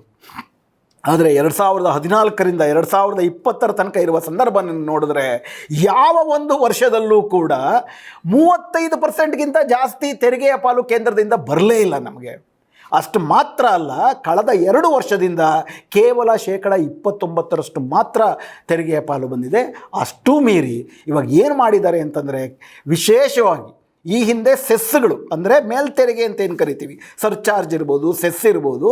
ಇವಾಗ ಪೆಟ್ರೋಲ್ ಮೇಲೆ ಹಾಕ್ತಾರಲ್ಲ, ಪೆಟ್ರೋಲ್ ಬೆಲೆ ನೀವು ನೋಡೋದಾದರೆ ಅದು ಈ ಪಾಟಿ ಜಾಸ್ತಿ ಆಗಿರೋದಕ್ಕೆ ಕೇಂದ್ರ ತೆರಿಗೆ, ರಾಜ್ಯ ತೆರಿಗೆ ಜೊತೆಗೆ ಹಲವಾರು ಬಾಬತ್ತುಗಳ ಹೆಸರಲ್ಲಿ ತೆರಿಗೆ, ಮೇಲ್ತೆರಿಗೆ ಹಾಕ್ತಾರೆ. ಕೇಂದ್ರದ ತೆರಿಗೆ ಪೆಟ್ರೋಲ್ ಮೇಲೆ ಆಗುತ್ತೆ, ಅದರಲ್ಲಿ ಕೂಡ ರಾಜ್ಯಕ್ಕೆ ಪಾಲಿರುತ್ತೆ. ಆದರೆ ಮೇಲ್ತೆರಿಗೆ, ಸರ್ಚಾರ್ಜ್ ಅಥವಾ ಸೆಸ್ ಏನೇ ಇರುತ್ತೆ ಕೇಂದ್ರ ಸರ್ಕಾರ ವಿಧಿಸೋದು, ಆ ಥರ ಸೆಸ್ ಮತ್ತು ಮೇಲ್ತೆರಿಗೆ ವಿಧಿಸುವ ಅಧಿಕಾರ ಇರೋದು ಕೇಂದ್ರಕ್ಕೆ ಮಾತ್ರ. ಅದು ರಾಜ್ಯದ ಜೊತೆ ಅವ್ರು ಹಂಚ್ಕೊಳ್ಳೋದಿಲ್ಲ. ಕೇಂದ್ರ ಸರ್ಕಾರದ ತೆರಿಗೆಯ ಒಟ್ಟಾರೆ ಸಂಗ್ರಹದಲ್ಲಿ ಡಿವಿಸಿಬಲ್ ಪೂಲ್, ಇಂಡಿವಿಸಿಬಲ್ ಪೂಲ್ ಅಂತಿರುತ್ತೆ. ಡಿವಿಸಿಬಲ್ ಪೂಲ್ ಅಂತಂದರೆ ಅದರಲ್ಲಿ ರಾಜ್ಯಗಳ ಪಾಲಿರುತ್ತೆ. ಇಂಡಿವಿಸಿಬಲ್ ಪೂಲ್ ಅಂದರೆ ಸಂಪೂರ್ಣವಾಗಿ ಕೇಂದ್ರ ಸರ್ಕಾರಕ್ಕೆ ಒಕ್ಕೂಟ ಸರ್ಕಾರಕ್ಕೆ ಹೋಗಬೇಕಾಗಿರೋದು. ಇವತ್ತು ಇವರ ಅಂದಾಜನ 15ನೇ ಹಣಕಾಸು ಆಯೋಗ ಏನು ಹೇಳುತ್ತೆ ಅಂತಂದರೆ, ಮುಂದಿನ 5 ವರ್ಷಗಳ ಕಾಲ 135 ಲಕ್ಷ ಕೋಟಿ ರೂಪಾಯಿಯಷ್ಟು ಒಕ್ಕೂಟ ಸರ್ಕಾರಕ್ಕೆ ತೆರಿಗೆಗಳು ಬರ್ತವೆ. 135 ಲಕ್ಷ ಕೋಟಿ ಬರುತ್ತೆ ಅಂತಂದರೆ ಅದರಲ್ಲಿ 42% ನಮ್ಮ ಪಾಲಿದೆಯಲ್ಲ, ರಾಜ್ಯಗಳ ಪಾಲು. ಅಷ್ಟು ನಮಗೆ ಬರಬೇಕು ಅಂತಂದರೆ ನಮಗೆ ಹೆಚ್ಚು ಕಡಿಮೆ 1.5 ಲಕ್ಷ ಕೋಟಿ ರೂಪಾಯಿ ಬರಬೇಕಾಗುತ್ತೆ. ಆದರೆ ಅವ್ರು ಏನು ಹೇಳಿದ್ದಾರೆ ಹಣಕಾಸು ಆಯೋಗ ಅಂತಂದರೆ, 135 ಲಕ್ಷ ಕೋಟಿನಲ್ಲಿ 35 ಲಕ್ಷ ಕೋಟಿ ರೂಪಾಯಿ ನಾವೇ ಕೊಡೋದು. ಕರ್ನಾಟಕದ ಜನರು ಪೆಟ್ರೋಲ್ಗೆ ಸೆಸ್ ಕೊಟ್ಟರೆ ಅದನ್ನು ಕರ್ನಾಟಕ ಜನರು ಕೊಡೋದಿಲ್ಲ. 35 ಲಕ್ಷ ಕೋಟಿ ರೂಪಾಯಿ ಆ ಥರ ಡಿವಿಷಬಲ್ ಪೂಲಲ್ಲಿರೋದಿಲ್ಲ. ಸೊ 100 ಲಕ್ಷ ಕೋಟಿ ಮಾತ್ರ ಹಂಚಲಾಗುತ್ತೆ, 103 ಲಕ್ಷ ಕೋಟಿ ಅಂತೇಳಿ. ಈ ಬಾಬತ್ತಲ್ಲೇ ಕರ್ನಾಟಕಕ್ಕೆ ಮುಂದಿನ 5 ವರ್ಷದಲ್ಲಿ 1.5 ಲಕ್ಷ ಕೋಟಿ ರೂಪಾಯಿ ನಷ್ಟ ಆಗುತ್ತೆ ನಮ್ಮ ತೆರಿಗೆ ನಮಗೆ ವಾಪಸ್ ಬರೋದರಲ್ಲಿ. ಇದೆಷ್ಟನ್ನು ಕೂಡ ತಮ್ಮ ಪಾಲಿಗೆ ಉಳಿಸ್ಕೊಳ್ಳುವಂಥ, ಅಂದರೆ ಕೋಆಪರೇಟಿವ್ ಫೆಡರಲಿಸಮ್ ಹೇಳೋದೊಂದು ರೀತಿ, ಆದರೆ ಪ್ರತ್ಯಕ್ಷವಾಗಿ ಮಾಡ್ತಿರುವಂಥದ್ದು ರಾಜ್ಯಗಳ ಕತ್ತು ಹಿಸ್ಕುವಂಥದ್ದು, ಅಂದರೆ ಅದರ ಆರ್ಥಿಕತೆಯ ಕತ್ತನ್ನು ಹಿಸ್ಕುವಂಥದ್ದು. ಇದರ ಜೊತೆಗೆ ಕೇಂದ್ರದ ಪಾಲು ನಮಗೆ ಬರುವುದರಲ್ಲಿ ಇನ್ನೂ 2 ಭಾಗ ಇತ್ತು. ಒಂದು ಕೇಂದ್ರದಿಂದ ಸೆಂಟ್ರಲಿ ಸ್ಪಾನ್ಸರ್ಡ್ ಸ್ಕೀಮ್ಸ್ ಮತ್ತು ಸೆಂಟ್ರಲ್ ಸ್ಕೀಮ್ಸ್. ಇದು ಕೂಡ ರಾಜ್ಯಗಳಿಗೆ ಬಂದು ರಾಜ್ಯಗಳಿಂದ ಅದು ಹಂಚಿಕೆ ಆಗಬೇಕಾಗಿತ್ತು. ಆದರೆ ನೇರವಾಗಿ ಪ್ರಧಾನಮಂತ್ರಿಯವರ ಒಂದು ಹೂಡಿಕೆ, ಇದು ಪ್ರಧಾನಮಂತ್ರಿ ಕಚೇರಿಯಿಂದ ದುಡ್ಡು ಬರ್ತಿದೆ ಅಂತೇಳಿ ಸುಮಾರು ಒಂದು 65 ಜಿಲ್ಲೆಗಳಲ್ಲಿ 2019 ಚುನಾವಣೆಗೆ ಮುಂಚೆ ಎಲ್ಲೆಲ್ಲಿ ಬಡರ ಜಿಲ್ಲೆಗಳು ಅಂತ ಗುರುತಿಸಿದ್ರು ಅಲ್ಲಿ ರಾಜ್ಯ ಸರ್ಕಾರಗಳನ್ನ ಬದಿಗೆ ಸರಿಸಿ 65 ಜಿಲ್ಲೆಗಳಿಗೆ ಇವರೇ ನೇರವಾಗಿ ಕೇಂದ್ರದಿಂದ ಪ್ರಧಾನಮಂತ್ರಿಯವರು ಕೊಡ್ತಿದ್ದಾರೆ ಅಂತ ಹೇಳಿ ಚುನಾವಣೆಗೆ ಮುಂಚೆ ಮಾಡಿದ್ರು. 1 ವರ್ಷದಲ್ಲಿ ಅವರಿಗೆ 90% ರಿಸಲ್ಟ್ ಬಂತು. ಆ ಜಿಲ್ಲೆಗಳಲ್ಲಿ ಸುಮಾರು 90% ಕಡೆ BJP ಕ್ಯಾಂಡಿಡೇಟೇ ಆರಿಸಿ ಬಂದರು. ಅಂದರೆ ನೇರವಾಗಿ ಇವರೇನು ಮಾಡ್ತಿದ್ದಾರೆ ಅಂತಂದರೆ, ಸಂಪೂರ್ಣವಾಗಿ ರಾಜ್ಯ ಸರ್ಕಾರದ ಸಾರ್ವಭೌಮತೆಯನ್ನು, ಅವ್ರಿಗಿರುವಂಥ ಸೀಮಿತ ಸಾರ್ವಭೌಮತೆಯನ್ನು ನಿರಾಕರಿಸ್ತಿದ್ದಾರೆ. ಇಷ್ಟು ಮಾತ್ರ ಅಲ್ಲ, ನಾನು ಆಗಲೇ ಹೇಳಿದಾಗ 7ನೇ ಪಟ್ಟಿನಲ್ಲಿ ರಾಜ್ಯ ಸರ್ಕಾರಗಳೇ ಮಾಡಬೇಕಾಗಿರುವಂಥ ಕೆಲವು ಕಾಯ್ದೆಗಳಿದೆ. ಉದಾಹರಣೆಗೆ ಒಟ್ಟಾರೆ ದೇಶ, ಬಾಹ್ಯಾಕಾಶ, ಹಣಕಾಸು, ರಕ್ಷಣೆ, ಇಂಥ ದೇಶವ್ಯಾಪಿ ಇಶ್ಯೂಗಳನ್ನು ಮತ್ತು ಅಂತಾರಾಜ್ಯದ ಇಶ್ಯೂಗಳನ್ನು ಸಹಜವಾಗಿಯೇ ಕೇಂದ್ರ ಸರ್ಕಾರ, ಒಕ್ಕೂಟ ಸರ್ಕಾರ ನೋಡ್ಕೊಳ್ಬೇಕು. ಆದರೆ ಆರೋಗ್ಯ, ಶಿಕ್ಷಣ, ಕಾಡು ಇತ್ಯಾದಿ ಹಲವಾರು ವಿಷಯಗಳೇನಿದ್ದಾವೆ ಜನರ ನಿತ್ಯ ಜೀವನಕ್ಕೆ ಸಂಬಂಧಪಟ್ಟದ್ದು, ಅದು ಆಯಾ ರಾಜ್ಯ ಸರ್ಕಾರಗಳೇ ಮಾಡ್ಕೋಬೇಕು. ಒಂದು ಅಂದಾಜಿನ ಪ್ರಕಾರ ಜನರ ಕಲ್ಯಾಣಗಳಿಗೆ ಬೇಕಾಗಿರುವ ವೆಚ್ಚದ 83% ರಾಜ್ಯ ಸರ್ಕಾರಗಳು ಖರ್ಚು ಮಾಡಬೇಕು. ಆದರೆ ಇವಾಗ ಏನು ಮಾಡ್ತಿದ್ದಾರೆ ಅಂತಾರೆ, ಅಂಥ ನೀತಿಗಳಲ್ಲೂ ಕೂಡ ಇಲ್ಲದಿರುವಂತಹ ಸುಳ್ಳು ಸಬೂಬುಗಳನ್ನು ಮುಂದಿಟ್ಕೊಂಡು ಅದರಲ್ಲೂ ಎನ್ಕ್ರೋಚ್ ಮಾಡಿ ಅತಿಕ್ರಮ ಪ್ರವೇಶ ಕೇಂದ್ರ ಮಾಡ್ತಿದೆ. ಉದಾಹರಣೆಗೆ ಕೃಷಿ ಕಾಯ್ದೆ, ಕೃಷಿ ಸಂಪೂರ್ಣವಾಗಿ ರಾಜ್ಯದ ಸಬ್ಜೆಕ್ಟು. ಆದರೆ ಅಂತಾರಾಷ್ಟ್ರೀಯ ಕೃಷಿ ವ್ಯವಹಾರದಲ್ಲಿ ಮಾತ್ರ ಕೇಂದ್ರಕ್ಕೆ ನೀತಿ ಮಾಡುವ ಅವಕಾಶ ಇದೆ ಅಂತ ಅಂದ್ಬಿಟ್ಟು ನಮ್ಮ ಶೆಡ್ಯೂಲ್ 7ರಲ್ಲಿದ್ದರೆ ಅದನ್ನು ಬಳಸ್ಕೊಂಡು ಒಬ್ಬ ಕರ್ನಾಟಕದ ರೈತರ ಏನು ಬೆಳಿಬೇಕು, APMC ಇರಬೇಕಾ ಬಿಡಬೇಕಾ, ಅವನಿಗೆ ರೇಟ್ ಏನು ಕೊಡಬೇಕು ಅನ್ನುವಂತಹ ರಾಜ್ಯ ಸರ್ಕಾರ ತೀರ್ಮಾನ ಮಾಡಬೇಕಾಗಿರೋ ವಿಷಯಗಳಲ್ಲೂ ನೇರವಾಗಿ ಅವರು ಮಧ್ಯಪ್ರವೇಶ ಮಾಡಿದ್ದಾರೆ. ಹಾಗೆ ವಿದ್ಯುತ್ ಉತ್ಪಾದನೆ, ವಿತರಣೆ ಆ ರಾಜ್ಯದ ಒಳಗಡೆ ನಮ್ಮ ರಾಜ್ಯಕ್ಕೆ ಸಂಬಂಧಪಟ್ಟದ್ದು. ಆದರೆ ಇನ್ನು ಮುಂದೆ ಬಡ ಜನರಿಗೆ ಸಬ್ಸಿಡಿ ಕೊಡಬಾರ್ದು. ಇನ್ನು ಮುಂದೆ ಯಾವುದಾದ್ರೂ ಉತ್ಪಾದಕ ಸಂಸ್ಥೆಯಿಂದ ಕೊಂಡ್ಕೊಂಡ್ರೆ ಕಡ್ಡಾಯವಾಗಿ ನಿಮ್ಮ ರಾಜ್ಯ ಬಜೆಟಿಂದಾದರೂ ಅವ್ರಿಗೆ ದುಡ್ಡು ಕೊಡಬೇಕು ಅಂತ ಹೇಳುವಂಥ ಕಾರ್ಪೊರೇಟ್ ಸಂಸ್ಥೆಗಳಿಗೆ ಪೂರಕವಾದಂಥ ಒಂದು ಇಡೀ ದೇಶವ್ಯಾಪಿ ನೀತಿಯನ್ನು ರಾಜ್ಯಗಳ ಮೇಲೆ ಹೇರ್ತಿದ್ದಾರೆ. ಹೀಗಾಗಿ ತುಂಬ ವ್ಯವಸ್ಥಿತವಾಗಿ, ಆ ಹಿಂದೆ ಹಲ್ಲೆ ಆಗ್ತಾ ಇತ್ತು, ಕಾಂಗ್ರೆಸ್ ಪಕ್ಷ ಅಧಿಕಾರಕ್ಕೆ ಬರಬೇಕು ಅಂತ ಅಂದ್ಬಿಟ್ಟು ನಡೀತಾ ಇತ್ತು, ಅಂದರೆ ಅದೊಂದು ತತ್ಕ್ಷಣದ ಅಧಿಕಾರಕ್ಕಾಗಿ. ಆದರೆ ಇದು ತುಂಬ ವ್ಯವಸ್ಥಿತವಾಗಿ ಒನ್ ನೇಷನ್ ಒನ್ ಗೌರ್ಮೆಂಟ್, ಒಂದು ದೇಶ ಒಂದು ಸರ್ಕಾರ, ಬಹುತ್ವವನ್ನು ನಿರಾಕರಿಸಿ ಸೈದ್ಧಾಂತಿಕವಾಗಿ ಮತ್ತು ವ್ಯವಸ್ಥಿತವಾಗಿ ಈ ದೇಶದ ಒಟ್ಟಾರೆ ಒಕ್ಕೂಟ ವ್ಯವಸ್ಥೆಯನ್ನು, ಬಹುತ್ವವನ್ನು ನಾಶ ಮಾಡುವುದರ ಭಾಗವಾಗಿ ಕಳೆದ 7 ವರ್ಷಗಳಲ್ಲಿ ತುಂಬ ವೇಗವಾಗಿ ಇದು ಮುಂದುವರಿಯುತ್ತಿದೆ. ಇದೇ 7 ವರ್ಷಗಳಲ್ಲಿ ಈ ಮೋದಿ ಸರ್ಕಾರ ಅಧಿಕಾರಕ್ಕೆ ಬರೋಕ್ಕೆ ಮುಂಚೆ ಇಂದಿರಾ ಗಾಂಧಿಯವರು ತುರ್ತು ಪರಿಸ್ಥಿತಿಯನ್ನು ತಂದಾಗ ಇತ್ಯಾದಿ ಸಂದರ್ಭಗಳಲ್ಲಿ ಆಗಿದ್ದೇನಪ್ಪ ಅಂತಂದರೆ, ಚುನಾಯಿತ ಸರ್ಕಾರಗಳ ಜೊತೆಗೆ ಒಂದು ಸ್ವಾಯತ್ತ ಸಂಸ್ಥೆಗಳು ಈ ದೇಶದ ಪ್ರಜಾತಂತ್ರವನ್ನು ಕಾಯುವುದಕ್ಕಾಗಿ ನಮ್ಮ ಸಂವಿಧಾನ ಅವಕಾಶ ಮಾಡಿಕೊಟ್ಟಿತ್ತು. ಉದಾಹರಣೆಗೆ ಸ್ವತಂತ್ರ ನ್ಯಾಯಾಂಗ ಇರ್ಬೋದು, CBI ಇರ್ಬೋದು, ED ಇರ್ಬೋದು, ಸ್ವತಂತ್ರ ಚುನಾವಣಾ ಆಯೋಗ ಇರ್ಬೋದು, ಸೆಂಟ್ರಲ್ ವಿಜಿಲೆನ್ಸ್ ಕಮಿಷನ್ ಇರ್ಬೋದು. ಇವೆಲ್ಲ ಚುನಾಯಿತವಲ್ಲ ಆದರೂ ಕೂಡ ಇವುಗಳು ಆಡಳಿತಾರೂಢ ಸರ್ಕಾರದಿಂದ ಸ್ವಾಯತ್ತತೆಯನ್ನು ಪಡ್ಕೊಂಡು ಆ ಸರ್ಕಾರಗಳು ತಪ್ಪು ಮಾಡಿದ್ರೆ ಅವಿಗೆ ಕಿವಿ ಹಿಂಡಿ ಬುದ್ಧಿ ಹೇಳುವಂತಹ ಅಥವಾ ನಿಷ್ಪಕ್ಷಪಾತವಾಗಿ ದೇಶದಲ್ಲಿ ಪ್ರಜಾತಂತ್ರವನ್ನು ಸಾಗಿಸಿಕೊಂಡು ಹೋಗುವಂತಹ ಒಂದು ಜವಾಬ್ದಾರಿಯನ್ನು ಹೊಂದಿದ್ದು. ಇಂದಿರಾ ಗಾಂಧಿಯವರು ಮೊದಲ ತುರ್ತು ಪರಿಸ್ಥಿತಿಯನ್ನು ತಂದಾಗ ಅಥವಾ ಎರಡನೇ ಸತಿ ಅಧಿಕಾರಕ್ಕೆ ಬಂದಾಗಲೂ ಕೂಡ ಇದನ್ನೆಲ್ಲವನ್ನು ಟ್ಯಾಂಪರ್ ಮಾಡಿದ್ರು. ಉದಾಹರಣೆಗೆ ನ್ಯಾಯಾಂಗದ ವಿಷಯಕ್ಕೆ ಬರೋದಾದರೆ ತಮ್ಮ ಪರವಾಗಿ ಯಾರು ಅಂದರೆ ಅವರ ಮೇಲೆ ಭ್ರಷ್ಟಾಚಾರದ ಆರೋಪ ಇತ್ತು. ಭ್ರಷ್ಟಾಚಾರ ಆರೋಪದ ಪ್ರಶ್ನೆ ಬಂದಾಗ ತಮ್ಮ ಚುನಾವಣಾ ಅರ್ಹತೆಯನ್ನೇ ನಿರಾಕರಿಸಕ್ಕೆ ಹೋದಾಗ ಅದು ಸುಪ್ರೀಂ ಕೋರ್ಟ್ಗೆ ಬಂದಾಗ ಜಡ್ಜ್ಗಳು ಯಾರು ತನ್ನ ಪರವಾಗಿ ತೀರ್ಮಾನ ಕೊಟ್ಟರು ಅವರುಗಳಿಗೆ out of the turn promotion ಕೊಟ್ಟು ಮುಖ್ಯ ನ್ಯಾಯಾಧೀಶರನ್ನಾಗಿ ಮಾಡಿದ್ರು. ಆದರೆ ಅದರಲ್ಲಿ ಭಿನ್ನಮತ ವ್ಯಕ್ತಪಡಿಸಿದಂಥ HR ಖನ್ನಾ ಅಂತ ಒಬ್ಬರು ನ್ಯಾಯಾಧೀಶರಿದ್ದರು. ಈ ದೇಶದಲ್ಲಿ ತುರ್ತು ಪರಿಸ್ಥಿತಿನೇ ಬಂದರೂ ಕೂಡ ಜನರ ಜೀವ ಮತ್ತು ಪ್ರಾಣ ಏನಿದೆ, ಮಾನ ಏನಿದೆ, ಅದು ಹಲ್ಲೆ ಆಗುವ ಅದರ ಹಕ್ಕುಗಳನ್ನು ಬರ್ಖಾಸ್ತು ಮಾಡುವುದಕ್ಕೆ ಸಾಧ್ಯವೇ ಇಲ್ಲ ಅಂತಂದ್ಬಿಟ್ಟು ಒಂದು ಭಿನ್ನಮತದ ಜಡ್ಜ್ಮೆಂಟ್ ಕೊಟ್ಟಂಥವ್ರು ಅವರು ಕೂಡ ಉಳ್ಕೊಂಡಿದ್ರು. ಅವ್ರಿಗೆ ಮುಖ್ಯ ನ್ಯಾಯಾಧೀಶರಾಗುವಂಥ ಅವಕಾಶವನ್ನು ತನ್ನ ವಿರುದ್ಧ ತೀರ್ಮಾನ ಕೊಟ್ಟರು ಅನ್ನೋ ಕಾರಣಕ್ಕಾಗಿಯೇ ಇಂದಿರಾ ಗಾಂಧಿ ಅವರು ಅವಕಾಶ ಕೊಡಲಿಲ್ಲ. ಇದು ಪ್ರಜಾತಂತ್ರ ವಿರೋಧಿಯಾಗಿತ್ತು, ಸಂಸ್ಥೆಗಳನ್ನು ತನ್ನ ಮೂಗಿನ ನೇರಕ್ಕೆ ಬಳಸ್ಕೊಳ್ಳುವಂಥದ್ದಾಗಿತ್ತು. ಇವನ್ನೆಲ್ಲ BJP ಒಳಗೊಂಡಂತೆ ಈ ದೇಶದ ಪ್ರಜಾತಂತ್ರವಾದಿಗಳೆಲ್ಲರೂ ಕೂಡ ಖಂಡಿಸಿದ್ವಿ. ಆದರೆ 2014ರಲ್ಲಿ ಮೋದಿ ಸರ್ಕಾರ ಅಧಿಕಾರಕ್ಕೆ ಬಂದ ನ್ಯಾಯಾಂಗದ ಕಥೆ ಏನಾಗಿದೆ? 2014ರ ನಂತರ ಚೀಫ್ ಜಸ್ಟಿಸ್ಗಳಾದಂಥ ಎಲ್ಲ ಚೀಫ್ ಜಸ್ಟಿಸ್ಗಳು ಕೂಡ ಪ್ರಾರಂಭದ ಹಂತದಲ್ಲಿ ತಮ್ಮ ಯಾವುದಾದರೂ ಒಂದು ಸ್ವಾಯತ್ತತೆಯನ್ನು ಚಲಾಯಿಸಕ್ಕೋದರು. ಆ ನಂತರದಲ್ಲಿ ಯಾವುದೋ ಒಂದು ಹುಳುಕೋ ಮತ್ತೊಂದು ಸಿಕ್ಕು ಠಾಕೂರ್ ಅವರಿಂದ ಮೊದಲುಗೊಂಡು ಇತ್ತೀಚೆಗಿನ ಬೋಬ್ಡೆ ತನಕ ಎಲ್ಲರೂ ಕೂಡ ಆಡಳಿತಾರೂಢ ಸರ್ಕಾರಕ್ಕೆ ಹುಜೂರ್ ಅನ್ನುವಂತಹ ತೀರ್ಮಾನಗಳನ್ನೇ ಕೊಡ್ತಾ ಬಂದರು. ಅದಕ್ಕೆ ಹಲವಾರು ಉದಾಹರಣೆಗಳು ಈಗಾಗಲೇ ನಾವು ಅದನ್ನು ಮಾತಾಡಿದ್ವಿ. ಬೋಬ್ಡೆ ಅವರ ಅವಧಿನಲ್ಲಿ, ರಂಜನ್ ಗೊಗೊಯ್ ಅವರ ಅವಧಿನಲ್ಲಿ ಅದು ಅತಿ ಹೆಚ್ಚಾಗೋಯಿತು. ಎಲ್ಲಿಯ ತನಕ ಹೋಯ್ತದು ಅಂತಂದರೆ, ಉದಾಹರಣೆಗೆ ಅಮಿತ್ ಶಾ ಅವರು ಒಂದು ಗುಜರಾತಿನ ಪೊಳ್ಳು ಎನ್ಕೌಂಟರ್ ಪ್ರಕರಣದಲ್ಲಿ ಸಿಗಾಕೊಂಡಿದ್ದರ ಬಗ್ಗೆ ಮಹಾರಾಷ್ಟ್ರದ ಹೈಕೋರ್ಟಲ್ಲಿ ವಿಚಾರಣೆ ಮಾಡ್ತಿದ್ದಂಥ ಜಸ್ಟಿಸ್ ಲೋಯಾ ಅವರು ಯಾವುದೇ ಆಮಿಷಗಳಿಗೆ ಒತ್ತಡಕ್ಕೆ ಮಣಿಯದೆ ವಿಚಾರಣೆಯನ್ನು ಮುಂದುವರಿಸಿದ್ದಕ್ಕೆ ಅನುಮಾನಾಸ್ಪದವಾಗಿ ಸಾಯ್ತಾರೆ.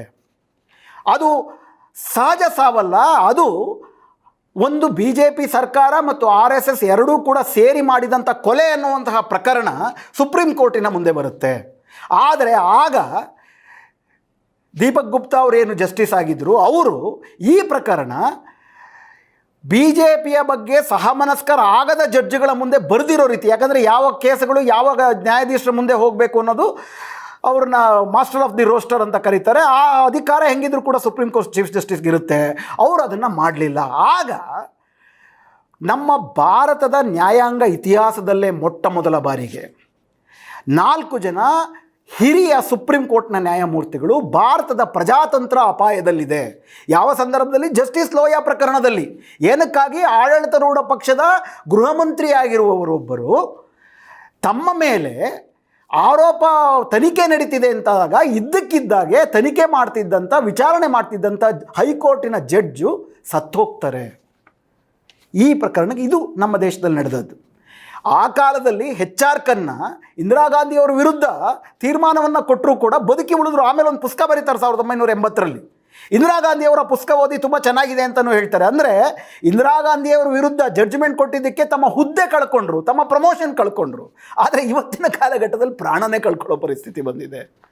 ನ್ಯಾಯಾಂಗ ಆ ಥರ ನೀವು ನೋಡೋದಾದರೆ ಕಳೆದ ಇತ್ತೀಚಿನ ಹಲವಾರು ತೀರ್ಮಾನಗಳು, ಅಯೋಧ್ಯೆಗೆ ಸಂಬಂಧಪಟ್ಟಂಥ ತೀರ್ಮಾನ ಇರ್ಬೋದು, ಕಾಶ್ಮೀರಕ್ಕೆ ಸಂಬಂಧಪಟ್ಟಂಥ ತೀರ್ಮಾನ ಇರ್ಬೋದು, ಎಲೆಕ್ಷನ್ ಬಾಂಡ್ಗಳಿಗೆ, ಭ್ರಷ್ಟಾಚಾರದ ಗಂಗೋತ್ರಿ ಎಲೆಕ್ಷನ್ ಬಾಂಡ್ಗಳಿಗೆ ಸಂಬಂಧಪಟ್ಟಿದ್ದಿರ್ಬೋದು, ಪ್ರತಿಯೊಂದು ಪ್ರಕರಣದಲ್ಲೂ ಕೂಡ, ಅದರಲ್ಲೂ ವಿಶೇಷವಾಗಿ ರಂಜನ್ ಗೊಗೊಯ್ ಮತ್ತು ಜಸ್ಟಿಸ್ ಬೋಬ್ಡೆ ಅವರ ನೇತೃತ್ವದಲ್ಲಿ ಪ್ರತಿಯೊಂದು ಪ್ರಕರಣಗಳು ಕೂಡ ಇವರ ಪರವಾಗಿ, ಆಡಳಿತಾರೂಢ ಪಕ್ಷದ ಪರವಾಗಿ ಹೋದವು. ಇನ್ಫ್ಯಾಕ್ಟ್ 2006ರಲ್ಲಿ ಸುಪ್ರೀಂ ಕೋರ್ಟ್ಗಳು ಈ ಥರ ನಡ್ಕೊಳ್ಳುವಂಥ ವ್ಯವಸ್ಥೆ ಬಗ್ಗೆ ಅರುಣ್ ಜೇಟ್ಲಿ ಅವರು ವಿರೋಧ ಪಕ್ಷದಲ್ಲಿದ್ದಾಗ ಒಂದು ಮಾತು ಹೇಳಿದ್ರು. ನಮ್ಮ ದೇಶದ ಸುಪ್ರೀಂ ಕೋರ್ಟ್ನ ಕೆಲವು ಜಡ್ಜ್ಗಳಿಗೆ ಕಾನೂನು ಗೊತ್ತು, ಕೆಲವರಿಗೆ ಕಾನೂನು ಮಂತ್ರಿಗಳು ಗೊತ್ತು ಅಂತೇಳಿ ಲೇವಡಿ ಮಾಡಿದರು. ಅಷ್ಟು ಮಾತ್ರ ಅಲ್ಲ, ಹಾಲಿ ಪೀಠದಲ್ಲಿರುವ ನ್ಯಾಯಾಧೀಶರು ಕೊಡುವಂತಹ ತೀರ್ಮಾನಗಳ ಮೇಲೆ ತಮ್ಮ ನಿವೃತ್ತಿಯಾದ ನಂತರ ಸಿಗಬಹುದಾದಂಥ ಅವಕಾಶಗಳ ನಿರೀಕ್ಷೆ ಇರುತ್ತದೆ, ಲಾಲಸೆ ಇರುತ್ತದೆ ಅಂತ ಹೇಳಿದ್ರು. ಇವತ್ತು ರಂಜನ್ ಗೊಗೊಯ್ ಅವರು ಸುಪ್ರೀಂ ಕೋರ್ಟ್ ಚೀಫ್ ಜಸ್ಟಿಸ್ ಆಗಿ ಆಡಳಿತಾರೂಢ ಪಕ್ಷದ ಬಗ್ಗೆ ಸಕಲವಾದ ಅವರ ಪರವಾದಂಥ ತೀರ್ಮಾನ ಕೊಟ್ಟಂಥ 6 ತಿಂಗಳಲ್ಲಿ ಅವ್ರನ್ನ ರಾಜ್ಯಸಭೆಯ ನಾಮನಿರ್ದೇಶಿತವಾದಂಥ ಸದಸ್ಯರನ್ನಾಗಿ ಮಾಡ್ತಾರೆ. ಮೊನ್ನೆ ಅರುಣ್ ಕುಮಾರ್ ಮಿಶ್ರಾ ಅಂತೇಳಿ ಸುಪ್ರೀಂ ಕೋರ್ಟ್ನ ಹಿರಿಯ ನ್ಯಾಯಾಧೀಶರು ಉದ್ದಕ್ಕೂ ಕೂಡ ಅಂಬಾನಿಯ ಬಗ್ಗೆ, ಅದಾನಿಯ ಬಗ್ಗೆ ಅವರು ನಿವೃತ್ತರಾಗಕ್ಕೆ ಮುಂಚೆ ಕೊಟ್ಟಂಥ 7 ತೀರ್ಪುಗಳು ಕೂಡ ಜನರ ಆಸಕ್ತಿಗೆ ವಿರೋಧವಾಗಿ ಅದಾನಿಯ ಎಲೆಕ್ಟ್ರಿಸಿಟಿ ಪವರ್ ಕಾರ್ಪೊರೇಷನ್ಗೆ ಲಾಭ ಮಾಡಿಕೊಡುವಂತಹ ತೀರ್ಮಾನಗಳಾಗಿತ್ತು.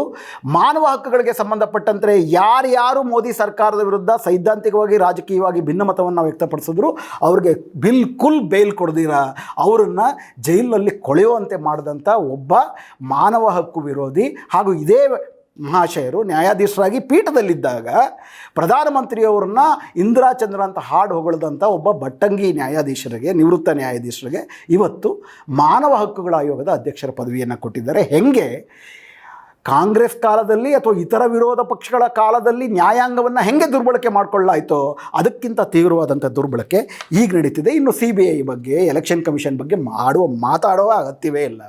ಚುನಾವಣಾ ಆಯೋಗ ಅಂತೂ 2019 ಲೋಕಸಭಾ ಚುನಾವಣೆಗಳಲ್ಲಿ ಕುಲ್ಲ 1955 ರೆಪ್ರೆಸೆಂಟೇಟಿವ್ ಆಫ್ ಪೀಪಲ್ಸ್ ಆ್ಯಕ್ಟ್ ಇರ್ಬೋದು, ಆನಂತರ ಬಂದಂಥ ಹಲವಾರು ಆ್ಯಕ್ಟ್ಗಳ ಪ್ರಕಾರ ಕೋಮುವನ್ನು, ಧರ್ಮವನ್ನು, ಸೈನ್ಯವನ್ನು ಚುನಾವಣಾ ಪ್ರಚಾರಗಳಿಗೆ ಬಳಸೋಂಗಿಲ್ಲ. ಆದರೆ ಪ್ರಧಾನಮಂತ್ರಿ ನರೇಂದ್ರ ಮೋದಿಯವರೇ ಖುದ್ದಾಗಿ ಬಾಲಾಕೋಟ್ನಲ್ಲಿ ನಡೆದಂಥ ಸೈನಿಕ ದಾಳಿಯನ್ನು ಚುನಾವಣೆಗೆ ಬಳಸ್ಕೊಂಡ್ರು. ನಿಮ್ಮ ಓಟು ಸೈನಿಕರಿಗೆ ಕೊಡಿ ಅಂತೇಳಿ ಸೈನಿಕರು ಚುನಾವಣೆಗೆ ನಿಂತಿರಲಿಲ್ಲ. ಅದೇ ರೀತಿ ಕುಲ್ಲ ಅಯೋಧ್ಯೆ ಬಗ್ಗೆ ಮಾತಾಡಿದ್ರು. ಕೇರಳಕ್ಕೆ ಹೋದಾಗ ಚುನಾವಣೆಗಳಲ್ಲಿ ಅಷ್ಟು ಮಾತಾಡಿದ್ರು. ವಿಶೇಷವಾಗಿ ಚುನಾವಣಾ ಅವಧಿಗಳನ್ನು ಎಷ್ಟು ಹಂತದ ಚುನಾವಣೆ ಅಂತ ಮಾಡಬೇಕಾದ್ರೆ ಚುನಾವಣಾ ಆಯೋಗಕ್ಕೆ ಇದುವರೆ ತನಕ ಯಾರ್ಯಾರು ನೇಮಕ ಆಗಿದ್ದಾರೋ ಅವರೆಲ್ಲರೂ ಕೂಡ BJPಯ ಹಿತಾಸಕ್ತಿಯನ್ನು ಗಮನದಲ್ಲಿಟ್ಕೊಂಡೇ ಮಾಡ್ತಾ ಇದ್ದಾರೆ. ಆ ನಂತರ ಅವರಿಗೆ ಸಿಕ್ಕಾಪಟ್ಟೆ ರಿವಾರ್ಡ್ಗಳನ್ನು ಈ ಹಿಂದೆ ಈ ರೀತಿ 2019 ಚುನಾವಣೆಯಲ್ಲಿ ಸಂಪೂರ್ಣವಾಗಿ BJPಗೆ ಅನುಕೂಲಕರವಾಗದಂಥ ತೀರ್ಮಾನಗಳನ್ನು ಮಾಡಿದಂಥ ಅರೋರಾ ಎನ್ನುವಂತಹ ಚುನಾವಣಾ ಆಯುಕ್ತರನ್ನು ಇವತ್ತು ಗೋವಾದ ರಾಜ್ಯಪಾಲರನ್ನಾಗಿ ನೇಮಕ ಮಾಡಲಾಗಿದೆ. ಉಳಿದದ್ದನ್ನು ಹೇಳುವ ಅಗತ್ಯವೇ ಇಲ್ಲ. ಇನ್ನು ಇಷ್ಟು ಎಲ್ಲದರ ಜೊತೆಗೆ ಯಾರಿಗೆ ಲಾಭ ಆಗ್ತಿದೆ? ಕಳೆದ 70 ವರ್ಷದಲ್ಲಿ ನಾವು ನೋಡಿದ್ದೀವಿ. ಇವತ್ತು ಅದಾನಿ ಇರ್ಬೋದು, ಅಂಬಾನಿ ಇರ್ಬೋದು, ಇತ್ಯಾದಿ ದೊಡ್ಡ ದೊಡ್ಡ ಶ್ರೀಮಂತರುಗಳು, ಬಿಲಿಯನೇರ್ಗಳು, ಶತಕೋಟ್ಯಾಧಿಪತಿಗಳಾಗಿದ್ದು ಈ ಅವಧಿನಲ್ಲೇನಲ್ಲ, ಈ ಅವಧಿನಲ್ಲಿ ತುಂಬ ಆದರು. ಆದರೆ ಈ ಹಿಂದಿನ ಸರ್ಕಾರಗಳ, ಅದು ಕಾಂಗ್ರೆಸ್ಸೂ ಹೌದು ಅಥವಾ ಕಾಂಗ್ರೆಸ್ನ ನಂತರದಲ್ಲಿ ಬಿಡುವಿನ ಅವಧಿನಲ್ಲಿ ಬಂದಂಥ ಕೊಯಾಲಿಷನ್ ಗೌರ್ಮೆಂಟ್ಗಳು ಇರ್ಬೋದು, ಇವರೆಲ್ಲರೂ ತಂದಂಥ ಆರ್ಥಿಕ ನೀತಿಗಳು, ಅದರಲ್ಲೂ ವಿಶೇಷವಾಗಿ 91ರಲ್ಲಿ ಸರ್ವಪಕ್ಷಗಳ ಸಮ್ಮತಿಯೊಂದಿಗೆ BJPಯ ಸಮ್ಮತಿಯೊಂದಿಗೂ ತಂದಂಥ ಏನು ಉದಾರೀಕರಣ, ಜಾಗತೀಕರಣ, ಖಾಸಗೀಕರಣ ನೀತಿಗಳಿದ್ವು, ಆ ನೀತಿಗಳ ಭಾಗವಾಗಿಯೇ ಇವತ್ತು ನಮ್ಮ ದೇಶದಲ್ಲಿ ದೊಡ್ಡ ದೊಡ್ಡ ಬಿಲಿಯನರ್ಗಳಿದ್ದಾರೆ. ಅದರ ಭಾಗವಾಗಿ ಜನರ ಸಂಪತ್ತು ಇವತ್ತು ಸಂಪೂರ್ಣವಾಗಿ ಅವ್ರಿಗೆ ಪರಭಾರೆ ಆಗ್ತಿದೆ. ಜನ ಬಡವರಾಗ್ತಿದ್ದಾರೆ, ಕೆಲವರು ಮಾತ್ರ ಶ್ರೀಮಂತರಾಗ್ತಿದ್ದಾರೆ. ಇದು ಮೋದಿಯವರು ಅಧಿಕಾರಕ್ಕೆ ಬರುವ ಪೂರ್ವದಲ್ಲಿ ಇದ್ದಂಥ ಪರಿಸ್ಥಿತಿ. ಮೋದಿಯವರು ಅಧಿಕಾರಕ್ಕೆ ಬಂದರು, 2 ಕೋಟಿ ಉದ್ಯೋಗ ಸೃಷ್ಟಿ ಮಾಡ್ತೀವಿ ಅಂತಂದರು, ಹಾಗೆಯೇ 15 ಲಕ್ಷ ಹಾಕ್ತೀವಿ ಅಂತಂದರು, ಬಡ ಜನರ ಅಭಿವೃದ್ಧಿ ಮಾಡ್ತೀವಿ ಅಂದರು, ಕಲ್ಯಾಣ ಅಂದರು, ಈ ಭ್ರಷ್ಟಾಚಾರ ಏನಿದೆ ಕಾರ್ಪೊರೇಟ್ ಭ್ರಷ್ಟಾಚಾರವನ್ನು ತಡಿತೀವಿ ಅಂತಂದರು. ಮಾಡಿದ್ರೆ 2014 ನಂತರದಲ್ಲಿ ನೀವು ನೋಡಿದ್ರೆ ವ್ಯವಸ್ಥಿತವಾದಂಥ ಲೂಟಿ.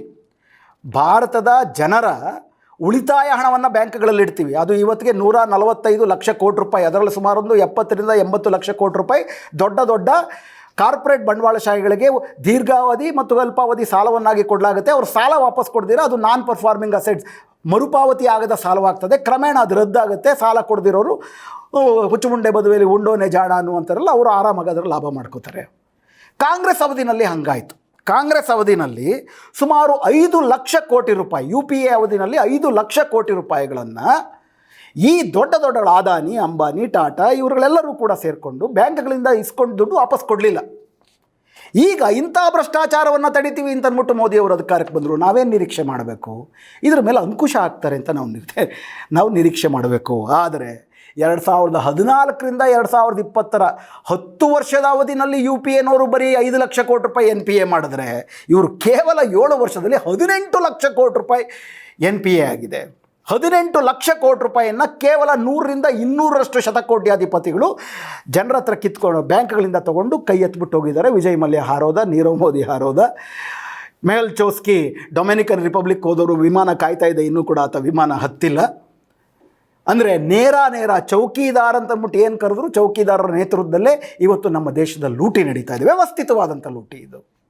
ಎರಡನೇದಾಗಿ 2018ರಲ್ಲಿ ಸುಮಾರು ಇವತ್ತು ನಮ್ಮ ದೇಶದ ಆರ್ಥಿಕತೆ ಹಂಗೆ ನೀವು ನೋಡೋದಾದರೆ ನಮ್ಮ ದೇಶದ ಆರ್ಥಿಕತೆ ಕುಸಿತ ಶುರುವಾಗಿದ್ದು ಕೋವಿಡ್ ನಂತರದಲ್ಲ, ಅದ್ರ ಬಗ್ಗೆ ಚರ್ಚೆ ಮಾಡ್ಬೋದು ನಾವು ಆಮೇಲೆ. ಆದರೆ ದೇಶದ ಜನರ ಹತ್ರ ಕೊಳ್ಳುವ ಸಾಮರ್ಥ್ಯ ಇರಲಿಲ್ಲ. ಹೀಗಾಗಿ ಆರ್ಥಿಕ ಸುಧಾರಣೆ ಅಂತ ಬಂದರೆ ಬಡ ಜನರಿಗೆ ಅವರ ಜೋಬಿನಲ್ಲಿ ದುಡ್ಡಿರುವಂತಹ ನೀತಿಗಳು ತರಬೇಕಾಗಿತ್ತು. ಆದರೆ 2018-19ರಲ್ಲಿ ಮೋದಿಯವರ ಸರ್ಕಾರ ಮಾಡಿದ್ದೇನಪ್ಪ ಅಂತಂದರೆ ಕಾರ್ಪೊರೇಟ್ ತೆರಿಗೆಯನ್ನು ಏಕಾಏಕಿ ಎಷ್ಟು ಮಟ್ಟಿಗೆ ಇಳಿಸ್ಬಿಟ್ರು ಅಂದರೆ 21ರಿಂದ 23% ಇಳಿಸ್ಬಿಟ್ಟು 1,45,000 ಕೋಟಿ ರೂಪಾಯಿ ಮಫತ್ತಾಗಿ ಬೋನಸ್ ಕೊಟ್ಬಿಟ್ರು ಕೇವಲ ಈ ಅತಿ ಶ್ರೀಮಂತ ಕಂಪನಿಗಳಿಗೆ. ಇದಲ್ಲದಿಲ್ಲ, ಈ ದೇಶದ ಅತಿ ದೊಡ್ಡ ಲೂಟಿ ನಡೀತಿರೋದು ಯಾವುದರಲ್ಲಿ? ಕಾಂಗ್ರೆಸ್ ಸರ್ಕಾರದ ಕಾಲದಲ್ಲೇ, ಏನು ಉದಾರೀಕರಣ ಖಾಸಗೀಕರಣದ ಕಾಲದಲ್ಲೇ ಪ್ರಾರಂಭ ಆಯಿತು. ಆದರೆ ಆಗ ನರಸಿಂಹರಾವ್ ಮನಮೋಹನ್ ಸಿಂಗ್ ಅವರ ಸರ್ಕಾರಕ್ಕೆ ಬಹುಮತ ಇರಲಿಲ್ಲ. ಅಲ್ಪಸಂಖ್ಯಾತ ಸರ್ಕಾರ ಅದಿರ್ಬೋದು, ಆನಂತರ ಬಂದಂಥ ಕೋalition ಗೌರ್ಮೆಂಟ್ಗಳಿರ್ಬೋದು, ಆನಂತರ ವಾಜಪೇಯಿ ಅವರ NDA ಗೌರ್ಮೆಂಟ್ ಇರ್ಬೋದು, ಅವ್ರಿಗೆ ತಮ್ಮ ಪಕ್ಷಕ್ಕೆ ಬಹುಮತ ಇರಲಿಲ್ಲ. ಹೀಗಾಗಿ ದೊಡ್ಡ ಮಟ್ಟದಲ್ಲಿ ಖಾಸಗೀಕರಣ ಮಾಡುವಂಥ ನೀತಿ ಜಾರಿಗೆ ಬಂದರೂ ಕೂಡ, ನೀತಿಯನ್ನು ಘೋಷಿಸಿದ್ರೂ ಕೂಡ ಜಾರಿ ಮಾಡೋಕ್ಕಾಗ್ತಿರ್ಲಿಲ್ಲ. ಆದರೆ ಸಣ್ಣ ಪುಟ್ಟದಾಗಿ ಡಿಸ್ಇನ್ವೆಸ್ಟ್ಮೆಂಟ್ ಕಮಿಷನ್ ಅಂತ ಮಾಡಿದ್ರು, ಡಿಸ್ಇನ್ವೆಸ್ಟ್ಮೆಂಟ್ ಮಿನಿಸ್ಟ್ರಿ ಅಂತ ಮಾಡಿದ್ರು, ದೊಡ್ಡ ಮಟ್ಟದಲ್ಲಿ ಆಗ್ತಿರಲಿಲ್ಲ. ಆದರೆ 2014ರಲ್ಲಿ ಅಂದರೆ ಈ ದೇಶದಲ್ಲಿ ಖಾಸಗೀಕರಣ ಜಾಗತೀಕರಣ ನೀತಿಗಳು ಬಂದ 25 ವರ್ಷಗಳ ನಂತರ ಈ ದೇಶದಲ್ಲಿ ಮೊಟ್ಟ ಮೊದಲ ಬಾರಿಗೆ BJP ಅಂತ ಒಂದು ಪಕ್ಷಕ್ಕೆ ಸ್ವತಂತ್ರವಾಗಿ ಒಂದು ಬಹುಮತ ಲೋಕಸಭೆಯಲ್ಲಿ ಬಂತು. 2019ರಲ್ಲಂತೂ ಆ ಬಹುಮತ ಇನ್ನೂ ಜಾಸ್ತಿ ಆಯಿತು. ರಾಜ್ಯಸಭೆಯಲ್ಲೂ ಕೂಡ ಇವರು CBIಯೋ EDನೋ ಅಥವಾ ಹಣದ ಆಮಿಷವೋ ಕೊಟ್ಟು ಬೇರೆ ಪಕ್ಷಗಳ ಬೆಂಬಲವನ್ನು ಕೊಂಡ್ಕೊಳ್ಳುವಂಥ ಶಕ್ತರಾದ ಮೇಲೆ ದೊಡ್ಡ ಮಟ್ಟದಲ್ಲಿ ಇವತ್ತು ಯಾವುದೇ ಮುಚ್ಚುಮರೆ ಇಲ್ದಿರ 2021-22ರ ಬಜೆಟ್ನಲ್ಲಿ ತುಂಬ ಸ್ಪಷ್ಟವಾಗಿಯೇ ನಿರ್ಮಲಾ ಸೀತಾರಾಮನ್ ಅವರು ಘೋಷಿಸಿದ್ದಾರೆ, ಇನ್ನು ಮುಂದೆ ನಮ್ಮ ಯಾವುದೇ ಸಾರ್ವಜನಿಕ ಕಂಪನಿಗಳನ್ನು ನಾವು ನಡೆಸೋದಿಲ್ಲ, ಒಂದು ವಿಲೀನ ಮಾಡ್ತೀವಿ, ಇಲ್ಲ ಮುಚ್ತೀವಿ, ಇಲ್ಲ ಖಾಸಗೀಕರಣ ಮಾಡ್ತೀವಿ. ದೊಡ್ಡ ಸಂಸ್ಥೆಗಳನ್ನು ನಾವು ಹುಟ್ಟಾಕಿದ್ದೀವಿ. ಉದಾಹರಣೆಗೆ BPCL ನೀವು ನೋಡ್ಬೋದು. ಇದನ್ನು ನವರತ್ನ ಅಂತ ಕರೀತಾರೆ. ಸುಮಾರು 10 ನವರತ್ನಗಳಿದ್ದಾವೆ. ನವರತ್ನ ಅಂತಂದರೆ ಅವು ವರ್ಷಕ್ಕೆ 5,000 ಕೋಟಿ ರೂಪಾಯಿ ಲಾಭ ಮಾಡಬೇಕು, ಒಟ್ಟಾರೆ 25,000 ಕೋಟಿ ರೂಪಾಯಿ ಆಸ್ತಿಪಾಸ್ತಿಗಳನ್ನ ಇಟ್ಕೊಂಡಿರಬೇಕು. ಕಳೆದ 3 ವರ್ಷಗಳಲ್ಲಿ ನಿರಂತರವಾದಂಥ ಅವರ ಲಾಭ 15,000 ಕೋಟಿಗಿಂತ ಜಾಸ್ತಿ ಇರಬೇಕು. ಅಂದರೆ ಲಾಭವನ್ನು ನಿರಂತರವಾಗಿ ಮಾಡುತ್ತಿರುವ, ಮುಂದೆಯೂ ಮಾಡಬಹುದಾದಂಥ ಅವಕಾಶ ಇರುವಂಥ, ಉದ್ಯಮದ ಅವಕಾಶ ಇರುವಂಥವರು, ಆಸ್ತಿಪಾಸ್ತಿಗಳಿರುವಂಥವ್ರನ್ನ ನವರತ್ನಗಳು ಅಂತ ಕರೀತಾರೆ. ಅದನ್ನು ಕಟ್ಟಿರೋದು ನಿಮ್ಮ ತೆರಿಗೆ ದುಡ್ಡಲ್ಲಿ. ಅಂತಹ ಸುಮಾರು 143 ಲಾಭದಾಯಕವಾಗಿರುವಂತಹ ಸಂಸ್ಥೆಗಳನ್ನು ಇವತ್ತಿವರು ಖಾಸಗಿನವ್ರಿಗೆ ಹರಾಜಾಗ್ತಾ ಇದ್ದಾರೆ. ಈ BPCL ಸಂಸ್ಥೆ ಅವ್ರದ್ದು ಕ್ಯಾಶ್ ರಿಸರ್ವ್ 5,000 ಕೋಟಿ, 15,000 ಕೋಟಿ ರೂಪಾಯಿ ಲಾಭ, 25,000 ಕೋಟಿ ರೂಪಾಯಿ ಆಸ್ತಿಪಾಸ್ತಿ ಇದೆ, 15,000 ಪೆಟ್ರೋಲ್ ಬಂಕ್ಗಳಿದೆ, 4 ಆಯಿಲ್ ರಿಫೈನರಿಗಳಿದ್ದಾವೆ. ಅಂದರೆ ಸುಮಾರು ಅದರ ಒಟ್ಟು ವರ್ತ್ ಎಷ್ಟಪ್ಪ ಅಂದರೆ 1.5 ಲಕ್ಷ ಕೋಟಿ ರೂಪಾಯಿ. ಅದನ್ನು 56,000 ಕೋಟಿ ರೂಪಾಯಿಗೆ ಇವತ್ತು ಅಂಬಾನಿಗೆ ಅಥವಾ ಸೌದಿ ಅರಾಮ್ಕೋಗೆ ಮಾರ್ಕೊಳ್ತಿದ್ದಾರೆ. ಈ ಥರ ಹಲವಾರು ಪಟ್ಟಿಗಳು. ಅಂದರೆ ಸರ್ಕಾರವೇ ಮುಂದೆ ನಿಂತು ಕಾರ್ಪೊರೇಟ್ ಲೂಟಿಗೆ ಅವಕಾಶ ಮಾಡಿಕೊಡ್ತಾ ಇದೆ. ಈ ಹಿಂದೆ ಯಾವುದನ್ನು ಜನವಿರೋಧಿ ಅಂತ ಕರೀಲಾಗಿತ್ತೋ ಅದನ್ನು ಇವತ್ತು ಸಿಕ್ಕಿರುವಂತಹ ಏನೊಂದು ಚುನಾವಣೆಯಲ್ಲಿ ಗೆದ್ದಂಥ ಒಂದು ಸೀಟಿನ ಒಂದು ಲಾಭವನ್ನು ಬಳಸ್ಕೊಂಡು ದೇಶವನ್ನು ಹರಾಜು ಮಾಡ್ತಾ ಕಾರ್ಪೊರೇಟ್ ಲಾಭವನ್ನು ಮಾಡಲಾಗ್ತಾ ಇದೆ. ಪರಿಣಾಮ ಏನಾಗಿದೆ? ದೇಶದ ಆರ್ಥಿಕತೆ ಏನಾಗಿದೆ? ದೇಶದ ಆರ್ಥಿಕತೆ ಅದಕ್ಕೊಂದೆರಡು ಸೂಚ್ಯಂಕಗಳು ನೀವು ಹೇಳೋದಾದರೆ, GDP ಅಂದರೆ ಒಟ್ಟಾರೆ ನಮ್ಮ ದೇಶದ ಅಭಿವೃದ್ಧಿಯ ಸೂಚ್ಯಂಕ 2016ರಲ್ಲಿ ಡಿಮಾನಿಟೈಸೇಷನ್ ಮಾಡುವುದಕ್ಕೆ ಮುಂಚೆ 8% ಇದ್ದರೆ, ಕರೋನಾ ಬರುವುದಕ್ಕೆ ಮುಂಚೆ ಅದು 3.2% ಆಗಿತ್ತು. ಇವತ್ತದು -27% ಆಗಿದೆ. ಕಾಂಟ್ರಾಕ್ಷನ್ ಅಂದರೆ 100 ಇದ್ದಿದ್ದು 105 ಆಗಲಿಲ್ಲ, 73ಕ್ಕೆ ಬಂದು ಕುಸಿದಿದೆ. 27% ಕಾಂಟ್ರಾಕ್ಷನ್ ಆಗಿದೆ. ಸ್ವಾತಂತ್ರ್ಯ ನಂತರದ ಇತಿಹಾಸದಲ್ಲೇ 3 ಸತಿ ಕಾಂಟ್ರಾಕ್ಷನ್ ಆಗಿದೆ. ಯಾವ ಕಾಂಟ್ರಾಕ್ಷನ್ ಆದಾಗಲೂ ಕೂಡ ಈ ಪ್ರಮಾಣಕ್ಕೆ ಪೆಟ್ಟು ಸಿಕ್ಕಲಿಲ್ಲ. ಹಾಗಂತ ಕರೋನಾ ಕಾರಣ ಅಂತಲ್ಲ, ಯಾಕಂದರೆ ಜಗತ್ತಿನಾದ್ಯಂತ ಕರೋನಾ ಬಂತು. ನಮ್ಮ ದೇಶದಲ್ಲೇ, ಇಡೀ ಜಗತ್ತಿನಲ್ಲೇ ಯಾವುದೇ ದೇಶದಲ್ಲಾಗದೇ ಇರುವಂಥ ಒಂದು ಕಾಂಟ್ರಾಕ್ಷನ್ ಯಾಕಪ್ಪ ಆಯಿತು ಅಂತಂದರೆ, ಕರೋನಾ ಬರೋಕ್ಕೆ ಮುಂಚೆನೇ ನಮ್ಮ ದೇಶದ ಆರ್ಥಿಕತೆಯ ಫಂಡಮೆಂಟಲ್ಸ್ ಎಲ್ಲವೂ ಕುಸಿದೋಗಿತ್ತು. ಅದಕ್ಕೆ ಪ್ರಮುಖವಾದ ಕಾರಣ ಕಳೆದ 7 ವರ್ಷಗಳಲ್ಲಿ ನಡೆದಂಥ ಈ ರಾಜ್ಯಭಾರದಲ್ಲಿ ಸಂಪೂರ್ಣವಾಗಿ ಶ್ರೀಮಂತರ ಪರವಾಗಿ ಮಾಡಿದ್ದು. ಇದರ ಪರಿಣಾಮ ಏನಾಗಿದೆ? ಗ್ಲೋಬಲ್ ಹಂಗರ್ ಇಂಡೆಕ್ಸ್, ಜಾಗತಿಕ ಹಸಿವಿನ ಸೂಚ್ಯಂಕದಲ್ಲಿ ನಾವು ಕೆಳಗಡೆಯಿಂದ 20ನೇವರಾಗಿದ್ದೀವಿ. 102ನೇ ಸ್ಥಾನದಲ್ಲಿದ್ದೀವಿ ನಾವು. ಮಾನವ ಅಭಿವೃದ್ಧಿ ಸೂಚ್ಯಂಕದಲ್ಲಿ ಇಡೀ ನಮ್ಮ ಇತಿಹಾಸದಲ್ಲೇ ಅತ್ಯಂತ ಕೆಟ್ಟ ಪರಿಸ್ಥಿತಿಗೆ ಬಂದಿದ್ದೀವಿ. ತಲಾವಾರು ಬಳಕೆ ಅಂದರೆ ಆಹಾರವನ್ನು ಎಷ್ಟು ಬಳಸ್ತಿದ್ವಿ ಅಂತ ನೋಡಿದ್ರೆ ಕಳೆದ 45 ವರ್ಷದಲ್ಲೇ ಅತ್ಯಂತ ಕಡಿಮೆ ಆಹಾರವನ್ನು ಬಳಸ್ತಿದ್ದೀವಿ. ಕಳೆದ 45 ವರ್ಷದಲ್ಲೇ ಇಲ್ಲದಿದ್ದಂಥ ನಿರುದ್ಯೋಗವನ್ನು ಇವತ್ತು ನಾವು ಅನುಭವಿಸ್ತಿದ್ದೀವಿ. ಅದರಲ್ಲೂ ಕಳೆದ 1 ವರ್ಷದಲ್ಲೇ ಸುಮಾರು 1.5 ಕೋಟಿ ಉದ್ಯೋಗಗಳಿದ್ದೇವೆ. ಅನ್ಎಂಪ್ಲಾಯ್ಮೆಂಟ್ ರೇಟು ಈ ಎಂದೂ ಇರಲಿಲ್ಲ, 14ರಿಂದ 15% ಆಗಿದೆ. ಈ ಮೇ ತಿಂಗಳಲ್ಲಿ ಅದು 20% ಆಗಿ ಇವೆಲ್ಲದರ ಜೊತೆ ಅಂದರೆ ದೊಡ್ಡ ಬಿಕ್ಕಟ್ಟಿರಬೇಕಾದ್ರೆ ಒಂದು ದೇಶವನ್ನು ಯಾವುದ್ರ ಮೇಲೆ ಕಟ್ತೀವಿ ನಾವು? ಒಂದು ದೇಶವನ್ನು ನಾವು ಕಟ್ಟುವುದು ಆ ದೇಶದ ಜನರ ಒಗ್ಗಟ್ಟಿನ ಮೇಲೆ. ಈ ದೇಶ ನಮ್ಮದು ಅನ್ನೋ ಭಾವನೆ ಬರುವುದರ ಮೂಲಕ, ಈ ದೇಶದಲ್ಲಿ ಎಲ್ಲರಿಗೂ ಪಾಲಿದೆ ಅನ್ನುವಂಥ ಅಭಿಪ್ರಾಯ ಬರುವುದರ ಮೂಲಕ. ಆದರೆ ಕಳೆದ 7 ವರ್ಷದಲ್ಲಿ, ಅದರಲ್ಲೂ ವಿಶೇಷವಾಗಿ 2019 ನಂತರ ಕಾಶ್ಮೀರ ಇರ್ಬೋದು, CAA ಇರ್ಬೋದು, ಅಥವಾ ಆ ನಂತರದಲ್ಲಿ ಬಂದಂಥಲ್ಲ ಆ ಮುಂದೆನೇ ಬಂದಂಥ ಲವ್ ಜಿಹಾದ್ ಇರ್ಬೋದು, ಕರೋನಾದಲ್ಲೂ ಕೂಡ ಕರೋನಾ ಜಿಹಾದ್ ಅಂತ ಮಾಡಿದ್ದಿರ್ಬೋದು, ನಿರಂತರವಾಗಿ ಈ ದೇಶದ 14% ಜನಸಂಖ್ಯೆ ಇರುವಂತಹ ಮುಸ್ಲಿಂ ಸಮುದಾಯವನ್ನು, ಮೆಜಾರಿಟಿ ಅಂದರೆ ಬಹುಸಂಖ್ಯಾತ ಸಮುದಾಯದಲ್ಲಿ ಅವರ ಬಗ್ಗೆ ಅಪಾರವಾದಂಥ ದ್ವೇಷವನ್ನು ಬಿತ್ತುತ್ತಾ ಅವರು ಈ ದೇಶದಲ್ಲೇ ಇನ್ನು ಬದುಕೋದು ಅಪಾಯ ಅನ್ನೋ ಪರಿಸ್ಥಿತಿಗೆ ತಂದಿಟ್ಟುಬಿಟ್ಟಿದ್ದೀವಿ. ಈ ದೇಶದ ಏನು ಒಂದು ರೀತಿ ಒಗ್ಗಟ್ಟಿನಿಂದ, ಭಾವೈಕ್ಯತೆಯಿಂದ ಈ ದೇಶದ ಸಾಮಾಜಿಕ ಹಂದರ ಗಟ್ಟಿಯಾಗಬೇಕಾಗಿತ್ತು, ಆ ಹಂದರವನ್ನು ಕಳೆದ 7 ವರ್ಷಗಳಲ್ಲಿ 1000 ತಿವಿತಗಳಿಂದ ಅದನ್ನು ಕೊಚ್ಚಿ ಆ ಹಂದರವನ್ನು ಸಡಿಲ ಮಾಡಿಟ್ಟಿದ್ದಾರೆ ಈ ಸರ್ಕಾರ. ಅದೇ ರೀತಿ ಮತ್ತೊಂದು ಕಡೆ ವ್ಯವಸ್ಥಿತವಾಗಿ ಮತ್ತೊಂದು ಸತಿ ಬ್ರಾಹ್ಮಣೀಯ ಮೌಲ್ಯಗಳನ್ನು ಕಳೆದ 70 ವರ್ಷಗಳಲ್ಲಿ, ಈ 77 ವರ್ಷಗಳಲ್ಲಿ ಈ ದೇಶದ ಜನ, ದಲಿತರು, ಮಹಿಳೆಯರು ಒಂದು ರೀತಿ ಉಸಿರಾಡುವಂತಹ ಪರಿಸ್ಥಿತಿ ಸಿಗಬಹುದು ಅನ್ನೋ ನಿರೀಕ್ಷೆನಲ್ಲಿದ್ದರು. ಒಂದಷ್ಟು ಅವಕಾಶಗಳು ಸಿಕ್ಕಿತ್ತು. ಅದು ಮೀಸಲಾತಿಯ ಬಗ್ಗೆ ಇರ್ಬೋದು, ವಿಶೇಷವಾಗಿ ಈ ದೇಶದಲ್ಲಿ ಮಹಿಳೆಯರಿಗೆ, ದಲಿತರಿಗೆ, ಅಲ್ಪಸಂಖ್ಯಾತರಿಗೆ, ಆದಿವಾಸಿಗಳಿಗೆ ಹಕ್ಕುಗಳಿದೆ ಎನ್ನುವಂತಹ ಒಂದು ರೈಟ್ ಬೇಸ್ಡ್ ಪ್ರಜ್ಞೆ ಬಂದಿತ್ತು.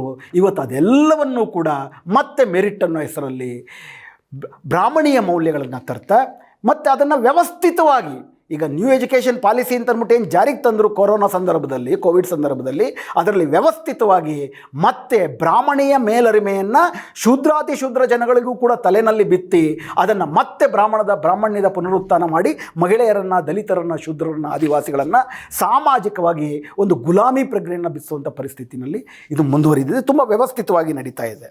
ಅದರ ಜೊತೆಗೆ 7ನೇ ವಿಷಯ ಏನಪ್ಪ ಅಂದರೆ, ತುಂಬ ವ್ಯವಸ್ಥಿತವಾಗಿ ಯಾರು ವಿರೋಧವನ್ನು ಮಾಡ್ತಾರೆ ಆ ವಿರೋಧವನ್ನು ಬಗ್ಗು ಬಡಿಯುವುದಕ್ಕೆ ಒಂದು ಅಂಕಿಅಂಶ ಹೇಳುತ್ತೆ.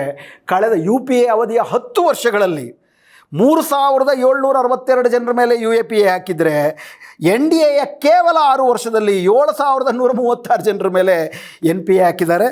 ಸುಮಾರಷ್ಟು ಇದ್ರ ಜೊತೆಗೆ ಮೋದಿ ನೇತೃತ್ವದಲ್ಲಿ ಏನು ಕಾರ್ಪೊರೇಟ್ ಕಂಪ್ನಿಗಳಿದ್ದಾವೆ, ಆ ಕಾರ್ಪೊರೇಟ್ ಮೀಡಿಯಾ ಈ ನೆರೇಟಿವ್ಗೆ ಸಹಾಯ ಮಾಡ್ತಾಯಿದೆ. ಇವೆಲ್ಲ ಈ 7 ಗಾಯಗಳೇನಿದ್ದಾವೆ, ಈ ಗಾಯಗಳು ಇದ್ದಕ್ಕಿದ್ದಂತೆ ಆಗಿದ್ದಲ್ಲ. ಹಂಗೆ ನೀವು ನೋಡೋದಾದರೆ ಮೋದಿ ಸರ್ಕಾರ ಅಧಿಕಾರಕ್ಕೆ ಬರುವುದಕ್ಕೆ ಇದ್ದಂಥ ಒಂದು ಪ್ರಿಮೈಸಿಸ್ ಏನು, ಜನ ಯಾಕೆ ಓಟ್ ಹಾಕಿದ್ರು ಅಂತಂದರೆ, ಒಂದು, ಈ ಹಿಂದೆ ಇದ್ದಂಥ ಕಾಂಗ್ರೆಸ್ಸು ವಂಶವಾಹಿ ಆಡಳಿತವನ್ನು ಮಾಡ್ತದೆ. ಹಾಗಾದರೆ BJP ಪಕ್ಷ ಮತ್ತು ಅಧಿಕಾರಿಗಳು ವಂಶವಾಹಿ ಆಡಳಿತದಲ್ಲಿಲ್ವಾ ಅಂತ ನೀವು ನೋಡಿದ್ರೆ ಇದರ ಬಗ್ಗೆ ಅಧ್ಯಯನಗಳು ನಡೆದು ಕಾಂಗ್ರೆಸ್ಗಿಂತ ಹೀನಾಯವಾದಂಥ ವಂಶವಾಹಿ ಆದಂಥ ಪ್ರಾತಿನಿಧ್ಯ BJP ಸರ್ಕಾರದಲ್ಲಿ ಚುನಾಯಿತ ಪ್ರತಿನಿಧಿಗಳಲ್ಲಿದೆ. 11% MPಗಳು ಡೈನಾಸ್ಟ್ಗಳಾಗಿದ್ದಾರೆ ಅನ್ನುವಂಥ ವರದಿ ಹೇಳುತ್ತೆ. ನಮ್ಮ ಈ ಯಡಿಯೂರಪ್ಪ ಮತ್ತು ವಿಜಯೇಂದ್ರ ಅವರಂಥ ಈ ಜುಗಲ್ ಅಪ್ಪ ಮಕ್ಕಳ ಜುಗಲ್ಬಂದಿಯಿಂದ ಮೊದಲುಗೊಂಡು ಇಡೀ ದೇಶಾದ್ಯಂತ ಎಲ್ಲೆಲ್ಲಿ BJP ಸರ್ಕಾರಗಳ ಅಧಿಕಾರದಲ್ಲಿದ್ದಾವೋ ಮತ್ತು ಕೇಂದ್ರದಲ್ಲೂ ಕೂಡ ಇದೇ ವಂಶವಾಹಿ ಆಡಳಿತವೇ ಇದ್ದಾವೆ. ಎರಡನೇದು ಭ್ರಷ್ಟಾಚಾರದ ಪ್ರಶ್ನೆ. ಭ್ರಷ್ಟಾಚಾರ ಮುಕ್ತ ರಾಷ್ಟ್ರವನ್ನು ಕೊಡ್ತೀವಿ ಅಂತ ಹೇಳಿದಂಥ ಮೋದಿಯವರ ಸರ್ಕಾರ ಅದಕ್ಕೆ ಡಿಮಾನಿಟೈಸೇಷನ್ ತಂದರು, GST ಅಂತೆಲ್ಲ ತಂದರು. ಡಿಮಾನಿಟೈಸೇಷನ್ ಬಂದಾದ ಮೇಲೆ ಇನ್ನಷ್ಟು ಈ ಭ್ರಷ್ಟಾಚಾರ ಜಾಸ್ತಿ ಆಗಿದೆ. ಯಾಕಂತಂದರೆ ಡಿಮಾನಿಟೈಸೇಷನ್ ಕರೆನ್ಸಿಯನ್ನು ಕಾನ್ಫಿಸ್ಕೇಟ್ ಮಾಡ್ತು. ಈ ಭ್ರಷ್ಟಾಚಾರ ನಡೆಯೋದು ಕರೆನ್ಸಿಯಿಂದಲ್ಲ. ಒಂದು ಅದಾನಿಯವರು ಮಾಡೋ ಭ್ರಷ್ಟಾಚಾರ ಹೆಂಗಪ್ಪ ಅಂತಂದರೆ, ಆಸ್ಟ್ರೇಲಿಯಾದಿಂದ ನಾನು ನೇರವಾಗಿ ಕಲ್ಲಿದ್ದಲು ತರಲಿಲ್ಲ, ಇಂಡೋನೇಷ್ಯಾದಿಂದ ತಂದೆ ಅಂತೇಳಿ ಇಂಡೋನೇಷ್ಯಾದಿಂದ ಕೊಂಡ್ಕೊಂಡಿದ್ದಕ್ಕೆ 800% ಅಧಿಕವಾದಂಥ ಬೆಲೆಯನ್ನು ಪೇಪರ್ನಲ್ಲಿ ತೋರಿಸಿದ್ರೆ ಅಷ್ಟು ಟ್ಯಾಕ್ಸ್ ಎಕ್ಸಂಪ್ಷನ್ ಆಗುತ್ತೆ. ಇದಕ್ಕೂ ಕರೆನ್ಸಿಗೂ ಸಂಬಂಧವೇ ಇಲ್ಲ. ಇದನ್ನು ಓವರ್ ಇನ್ವಾಯ್ಸಿಂಗ್ ಅಂತಾರೆ, ಅಂಡರ್ ಇನ್ವಾಯ್ಸಿಂಗ್ ಅಂತಾರೆ. ಇಂಥ ಹಲವಾರು ಕರಪ್ಷನ್ಗಳು ಎಷ್ಟರ ಮಟ್ಟಿಗೆ ಜಾಸ್ತಿ ಆಗಿದೆ ಅಂತಂದರೆ, ಗ್ಲೋಬಲ್ ಫೈನಾನ್ಷಿಯಲ್ ಇಂಟಿಗ್ರಿಟಿ ಎನ್ನುವಂಥ ಒಂದು ಸಂಸ್ಥೆ ಕೊಟ್ಟಿರೋ ವರದಿಯ ಪ್ರಕಾರ ಭಾರತ ದೇಶ ಕಳೆದ 7 ವರ್ಷದಲ್ಲಿ ಸುಮಾರು $83 ಬಿಲಿಯನ್ ಇಲ್ಲಿಸಿಟ್ ಟ್ರೇಡ್ ಫ್ಲೋ, ಅಂದರೆ ಶಾಸನ ವಿರೋಧಿಯಾದಂಥ, ಕಾನೂನು ಬಾಹಿರವಾದಂಥ ವ್ಯಾಪಾರ ವಾಣಿಜ್ಯದಲ್ಲಿ ತೊಡಗಿ ಇಡೀ ಜಗತ್ತಿನಲ್ಲಿ ಭಾರತ 3ನೇ ಅತಿ ಭ್ರಷ್ಟ ರಾಷ್ಟ್ರವಾಗಿದೆ. ಎಲ್ಲಕ್ಕಿಂತ ಮುಖ್ಯವಾಗಿ ಇನ್ನೊಂದು ನಮ್ಮ ಕಣ್ಮುಂದೆನೇ ಇದೆ. ಯಾರು ಇವತ್ತು BJP ಪಕ್ಷ ಅಂದರೆ ಚುನಾವಣೆಯಲ್ಲಿ ಗೆದ್ದಿರ್ಬೋದು, ಗೆದ್ದಿಲ್ಲದೆ ಇರ್ಬೋದು, ಅಧಿಕಾರಾರೂಢ BJP ಪಕ್ಷ ಅಂತಂದರೆ ಅದು ಅರ್ಧ ಭಾಗ ಕಾಂಗ್ರೆಸ್ಸೇ. ಬೇರೆ ಬೇರೆ ರಾಜ್ಯಗಳಲ್ಲಿ ಅತ್ಯಂತ ಭ್ರಷ್ಟ, ನಮ್ಮ 18 ಜನ MLAಗಳನ್ನು ಒಳಗೊಂಡಂತೆ ಯಾರ್ಯಾರು ಅತಿಭ್ರಷ್ಟರಾಗಿದ್ದರೋ ಅವ್ರ ಮೇಲೆ CBI ಮತ್ತು EDಗಳ ದಾಳಿಯ ಭಯವನ್ನು ತೋರಿಸಿ ಅವರೆಲ್ಲರೂ ಕೂಡ ಅತಿಭ್ರಷ್ಟರು ನೇರವಾಗಿ ಹೋಗ್ಬಿಟ್ಟು BJP ಸೇರಿಕೊಂಡು ಆ ಗಂಗೆನಲ್ಲಿ ಪುನೀತರಾಗಿ ಹೋಗ್ತಾರೆ. ಸುವೇಂದು ಅಧಿಕಾರಿ ವೆಸ್ಟ್ ಬೆಂಗಾಲ್ನಲ್ಲಿ ಶಾರದಾ ಚಿಟ್ ವ್ಯವಹಾರದಲ್ಲಿ CBI ದಾಳಿ ಮಾಡುತ್ತೆ. ಅದರಲ್ಲಿ ಪ್ರಮುಖವಾದಂಥ ಆರೋಪಿ ಸುವೇಂದು ಅಧಿಕಾರಿ. ಆದರೆ ಆತ ಈಗ BJP ಸೇರ್ಕೊಂಡ್ಬಿಟ್ಟು ಗೆದ್ದಾದ ಮೇಲೆ ಇವತ್ತು BJP ವಿರೋಧ ಪಕ್ಷದ ನಾಯಕ CBI ಅವ್ರನ್ನ ಮುಟ್ಟೋದೇ ಇಲ್ಲ. ಹೀಗಾಗಿ ಭ್ರಷ್ಟಾಚಾರಿಗಳಿಂದ ಕಾಂಗ್ರೆಸ್ ಒಂದಷ್ಟು ಮುಕ್ತ ಆಗಿದೆ. ಈಗಲೂ ಭ್ರಷ್ಟಾಚಾರಿಗಳು ಇರ್ತಾರೆ, ಅದರಲ್ಲಿ ಒಂದಷ್ಟು ಮಟ್ಟಿಗೆ ಕಾಂಗ್ರೆಸ್ ಭ್ರಷ್ಟಾಚಾರಿಗಳ ಮುಕ್ತ ಆಯಿತು. ಆ ಭ್ರಷ್ಟಾಚಾರಿಗಳೆಲ್ಲ ನೇರವಾಗಿ ಬಂದು ಇವತ್ತು BJPನಲ್ಲಿ ಸೇರ್ಕೊಂಡಿದ್ದಾರೆ. ಹೀಗಾಗಿ ಭ್ರಷ್ಟಾಚಾರದ ದೃಷ್ಟಿನಲ್ಲಿರ್ಬೋದು, ವಂಶವಾಹಿ ಆಡಳಿತ ದೃಷ್ಟಿಯಲ್ಲಿರ್ಬೋದು, ಯಾವ ರೀತಿಯಿಂದಲೂ ಕಾಂಗ್ರೆಸ್ಗೆ ಭಿನ್ನವಾಗಿಲ್ದಿರುವಂತಹ ಈ ಒಂದು BJP RSS ಕಾರ್ಪೊರೇಟ್ಗಳ ಕೂಟ ಏನಿದೆ, ಇವರು ಕಳೆದ 7 ವರ್ಷದಲ್ಲಿ ಮಾಡಿರುವಂತಹ ಈ ಪ್ರಜಾತಂತ್ರದ ಮೇಲೆ ಆಗಿರೋ ಈ 7 ಗಾಯಗಳು ಈ ಹಿಂದಿನ ಸರ್ಕಾರಗಳು ಇದಕ್ಕಿಂತ ಉತ್ತಮ ಅಂತಲ್ಲ. ಕಾಂಗ್ರೆಸ್ಸು ಇದಕ್ಕೆ ಸಮಾನವಾದಂಥ ಹಲವಾರಂಥ ಗಾಯಗಳನ್ನು ಮಾಡಿದೆ. ತುರ್ತು ಪರಿಸ್ಥಿತಿ ಅದಕ್ಕೆ ದೊಡ್ಡ ಸಾಕ್ಷಿ. ಆದರೆ ಅವೆಲ್ಲವೂ ತತ್ಕ್ಷಣದ ಅಧಿಕಾರ, ಅದಕ್ಕೊಂದು ಸೈದ್ಧಾಂತಿಕವಾದಂಥ ಇಡೀ ದೇಶವನ್ನು ಮತ್ತೊಂದು ರೀತಿ ಕಟ್ಟಬೇಕು ಅನ್ನೋ ಒಂದು ವ್ಯವಸ್ಥಿತವಾದಂಥ ಒಂದು ಹುನ್ನಾರಗಳಿರಲಿಲ್ಲ. ಆದರೆ ಇದು ಕಾರ್ಪೊರೇಟ್ ಲೂಟಿ ಇರ್ಬೋದು, ಹಿಂದೂ ರಾಷ್ಟ್ರದ ಪರಿಕಲ್ಪನೆಯಲ್ಲಿ ಅಲ್ಪಸಂಖ್ಯಾತರನ್ನು ದಾಳಿ ಮಾಡೋದಾಗಿರ್ಬೋದು, ಸಂಸದೀಯ ಪ್ರಜಾತಂತ್ರವನ್ನು, ಸಂಸದೀಯ ಪ್ರಜಾತಂತ್ರವನ್ನು, ವಿರೋಧ ವಿರೋಧವನ್ನು ವ್ಯವಸ್ಥಿತವಾಗಿ ಅದನ್ನು ಇಲ್ಲದಂತೆ ಮಾಡುವಂತಹ ಈ ಪ್ರಯತ್ನ ಏನಿದೆ, ಇದು ನಮ್ಮ ದೇಶವನ್ನು ಉಳಿಸ್ಕೊಳ್ಬೇಕನ್ನೋರೆಲ್ಲರಿಗೂ ಕೂಡ ತುಂಬ ದೊಡ್ಡ ಆಪತ್ತಿನ ಸಂಕೇತ ಆಗಿದೆ. ಇದಕ್ಕೆ ಕಾಂಗ್ರೆಸ್ಸು ಪರಿಹಾರ ಅಲ್ಲ, BJPಯನ್ನು ಬಿಟ್ಟು ಬೇರೆ ಯಾವುದೋ ಪಕ್ಷಗಳಿಗೆ ಹಾಕೋದು ಪರಿಹಾರ ಅಲ್ಲ. ಯಾಕಂದರೆ ಇವತ್ತು ಕಾಂಗ್ರೆಸ್ನಲ್ಲರೂ ನಾಳೆ BJPಗೆ ಹೋಗಿ ಸೇರಿಕೊಂಡಿರೋ ಹಲವಾರು ಉದಾಹರಣೆಗಳನ್ನ ನೋಡ್ತೀವಿ. ಇಡೀ ದೇಶದ ಸಂವಿಧಾನಕ್ಕೆ ಒಂದು ದೊಡ್ಡ ಆಪತ್ತು ಬಂದಿದೆ. ಇವತ್ತು ಮನಸ್ಸಿನಲ್ಲಿ ಈ ಒಂದು ಸುಳ್ಳುಗಳನ್ನು ಬಿತ್ತುತ್ತಿರುವಂತಹ ಒಂದು ಮೋಡಿ ಏನಿದೆ, ಈ ಗೋಧಿ ಮೀಡಿಯಾಗಳು ಅದನ್ನು ತಲೆಯಲ್ಲಿ ಬಿತ್ತಿ ಪ್ರತಿಯೊಬ್ಬನ ಮನಸ್ಸಿನಲ್ಲಿ ಇರುವಂತಹ ದುಷ್ಟ ಆಲೋಚನೆಗಳು, ನಾನು ಗಂಡಸು, ನಾನು ಶ್ರೇಷ್ಠ, ನಾನು ಮೇಲ್ಜಾತಿಯವನು, ನಾನು ಶ್ರೇಷ್ಠ, ನಾನು ಯಾವುದೋ ಕೆಲಸದಲ್ಲಿದ್ದೀನಿ, ನಾನು ಶ್ರೇಷ್ಠ, ನಾನು ಹಿಂದಿ ಭಾಷೆ ಮಾತಾಡ್ತೀನಿ, ನಾನು ಶ್ರೇಷ್ಠ, ಪೌರ ಕಾರ್ಮಿಕರು ಕೀಳರು, ದಲಿತರು ಹೀನಾಯವಾದವರು, ಹೆಂಗಸರು ಅಡಿಯಾಳಾಗಿರಬೇಕು, ಈ ಥರ ಪ್ರತಿಯೊಬ್ಬರ ಮನಸ್ಸಿನಲ್ಲೂ ಇರಬಹುದಾದಂಥ ಒಂದು ಮೇಲರಿಮೆಗಳಿಗೆ ಒಂದು ಸ್ಪಷ್ಟವಾದಂಥ ರೂಪವನ್ನು ಕೊಟ್ಟು ಅದರ ಆಧಾರದಲ್ಲಿ ಈ ದೇಶ ಕಳೆದ 3000 ವರ್ಷದ ಗುಲಾಮಿಯ ವಿರುದ್ಧ ಏನು ಸಂವಿಧಾನದ ಬಲ ತೆಗೆದುಕೊಂಡು ಗೆದ್ದು ಬಂದ್ವಿ, ಅದನ್ನು ವಿರುದ್ಧ ಪ್ರತಿಕ್ರಾಂತಿಯನ್ನು ಮಾಡಿ ಈ ಒಂದು ಶೋಷಕ ವ್ಯವಸ್ಥೆಯನ್ನು ಜಾರಿಗೊಳಿಸುವಂಥ ಒಂದು ಸೈದ್ಧಾಂತಿಕ ಪ್ರಯತ್ನದಲ್ಲಿ ಕಳೆದ 7 ವರ್ಷದಲ್ಲಿ BJP ಒಂದಷ್ಟು ಯಶಸ್ವಿಯಾಗಿದೆ. ಇದನ್ನು ಬೀದಿಗಳಲ್ಲಿ, ಜನರ ಮನಸ್ಸುಗಳಲ್ಲಿ ಗೆಲ್ಲಬೇಕಾಗಿದೆ. ಇದಕ್ಕೆ ಪ್ರತಿಯಾದಂಥ ಪ್ರಜಾತಾಂತ್ರಿಕ ಪ್ರಜ್ಞೆ, ಕಾರ್ಮಿಕ ಪ್ರಜ್ಞೆ, ರೈತ ಪ್ರಜ್ಞೆ, ಶೂದ್ರ ಪ್ರಜ್ಞೆ, ಮಹಿಳಾ ಪ್ರಜ್ಞೆ, ಇವುಗಳನ್ನು ನಾವು ಬೆಳೆಸಿದೊರ್ತು ಚುನಾವಣೆಗಳಲ್ಲೋ ಮತ್ತೊಂದು ಪಕ್ಷಕ್ಕೆ ಓಟ್ ಹಾಕೋದ್ರಿಂದಲೋ ಮಾತ್ರ ಈ ದೇಶವನ್ನು ಉಳಿಸ್ಕೊಳ್ಳೋದಕ್ಕೆ ಸಾಧ್ಯ ಇದೆ ಅಂತ ನನಗನ್ಸೋದಿಲ್ಲ. ಈ 7 ವರ್ಷಗಳ ಈ ರಿಪೋರ್ಟ್ ಕಾರ್ಡ್ ಏನಿದೆ ನಮಗೆ ಆ ಎಚ್ಚರವನ್ನು ತಂದುಕೊಡಲಿ ಅಂತ ನಾನು ಆಶಿಸ್ತೇನೆ. ನಮಸ್ಕಾರ.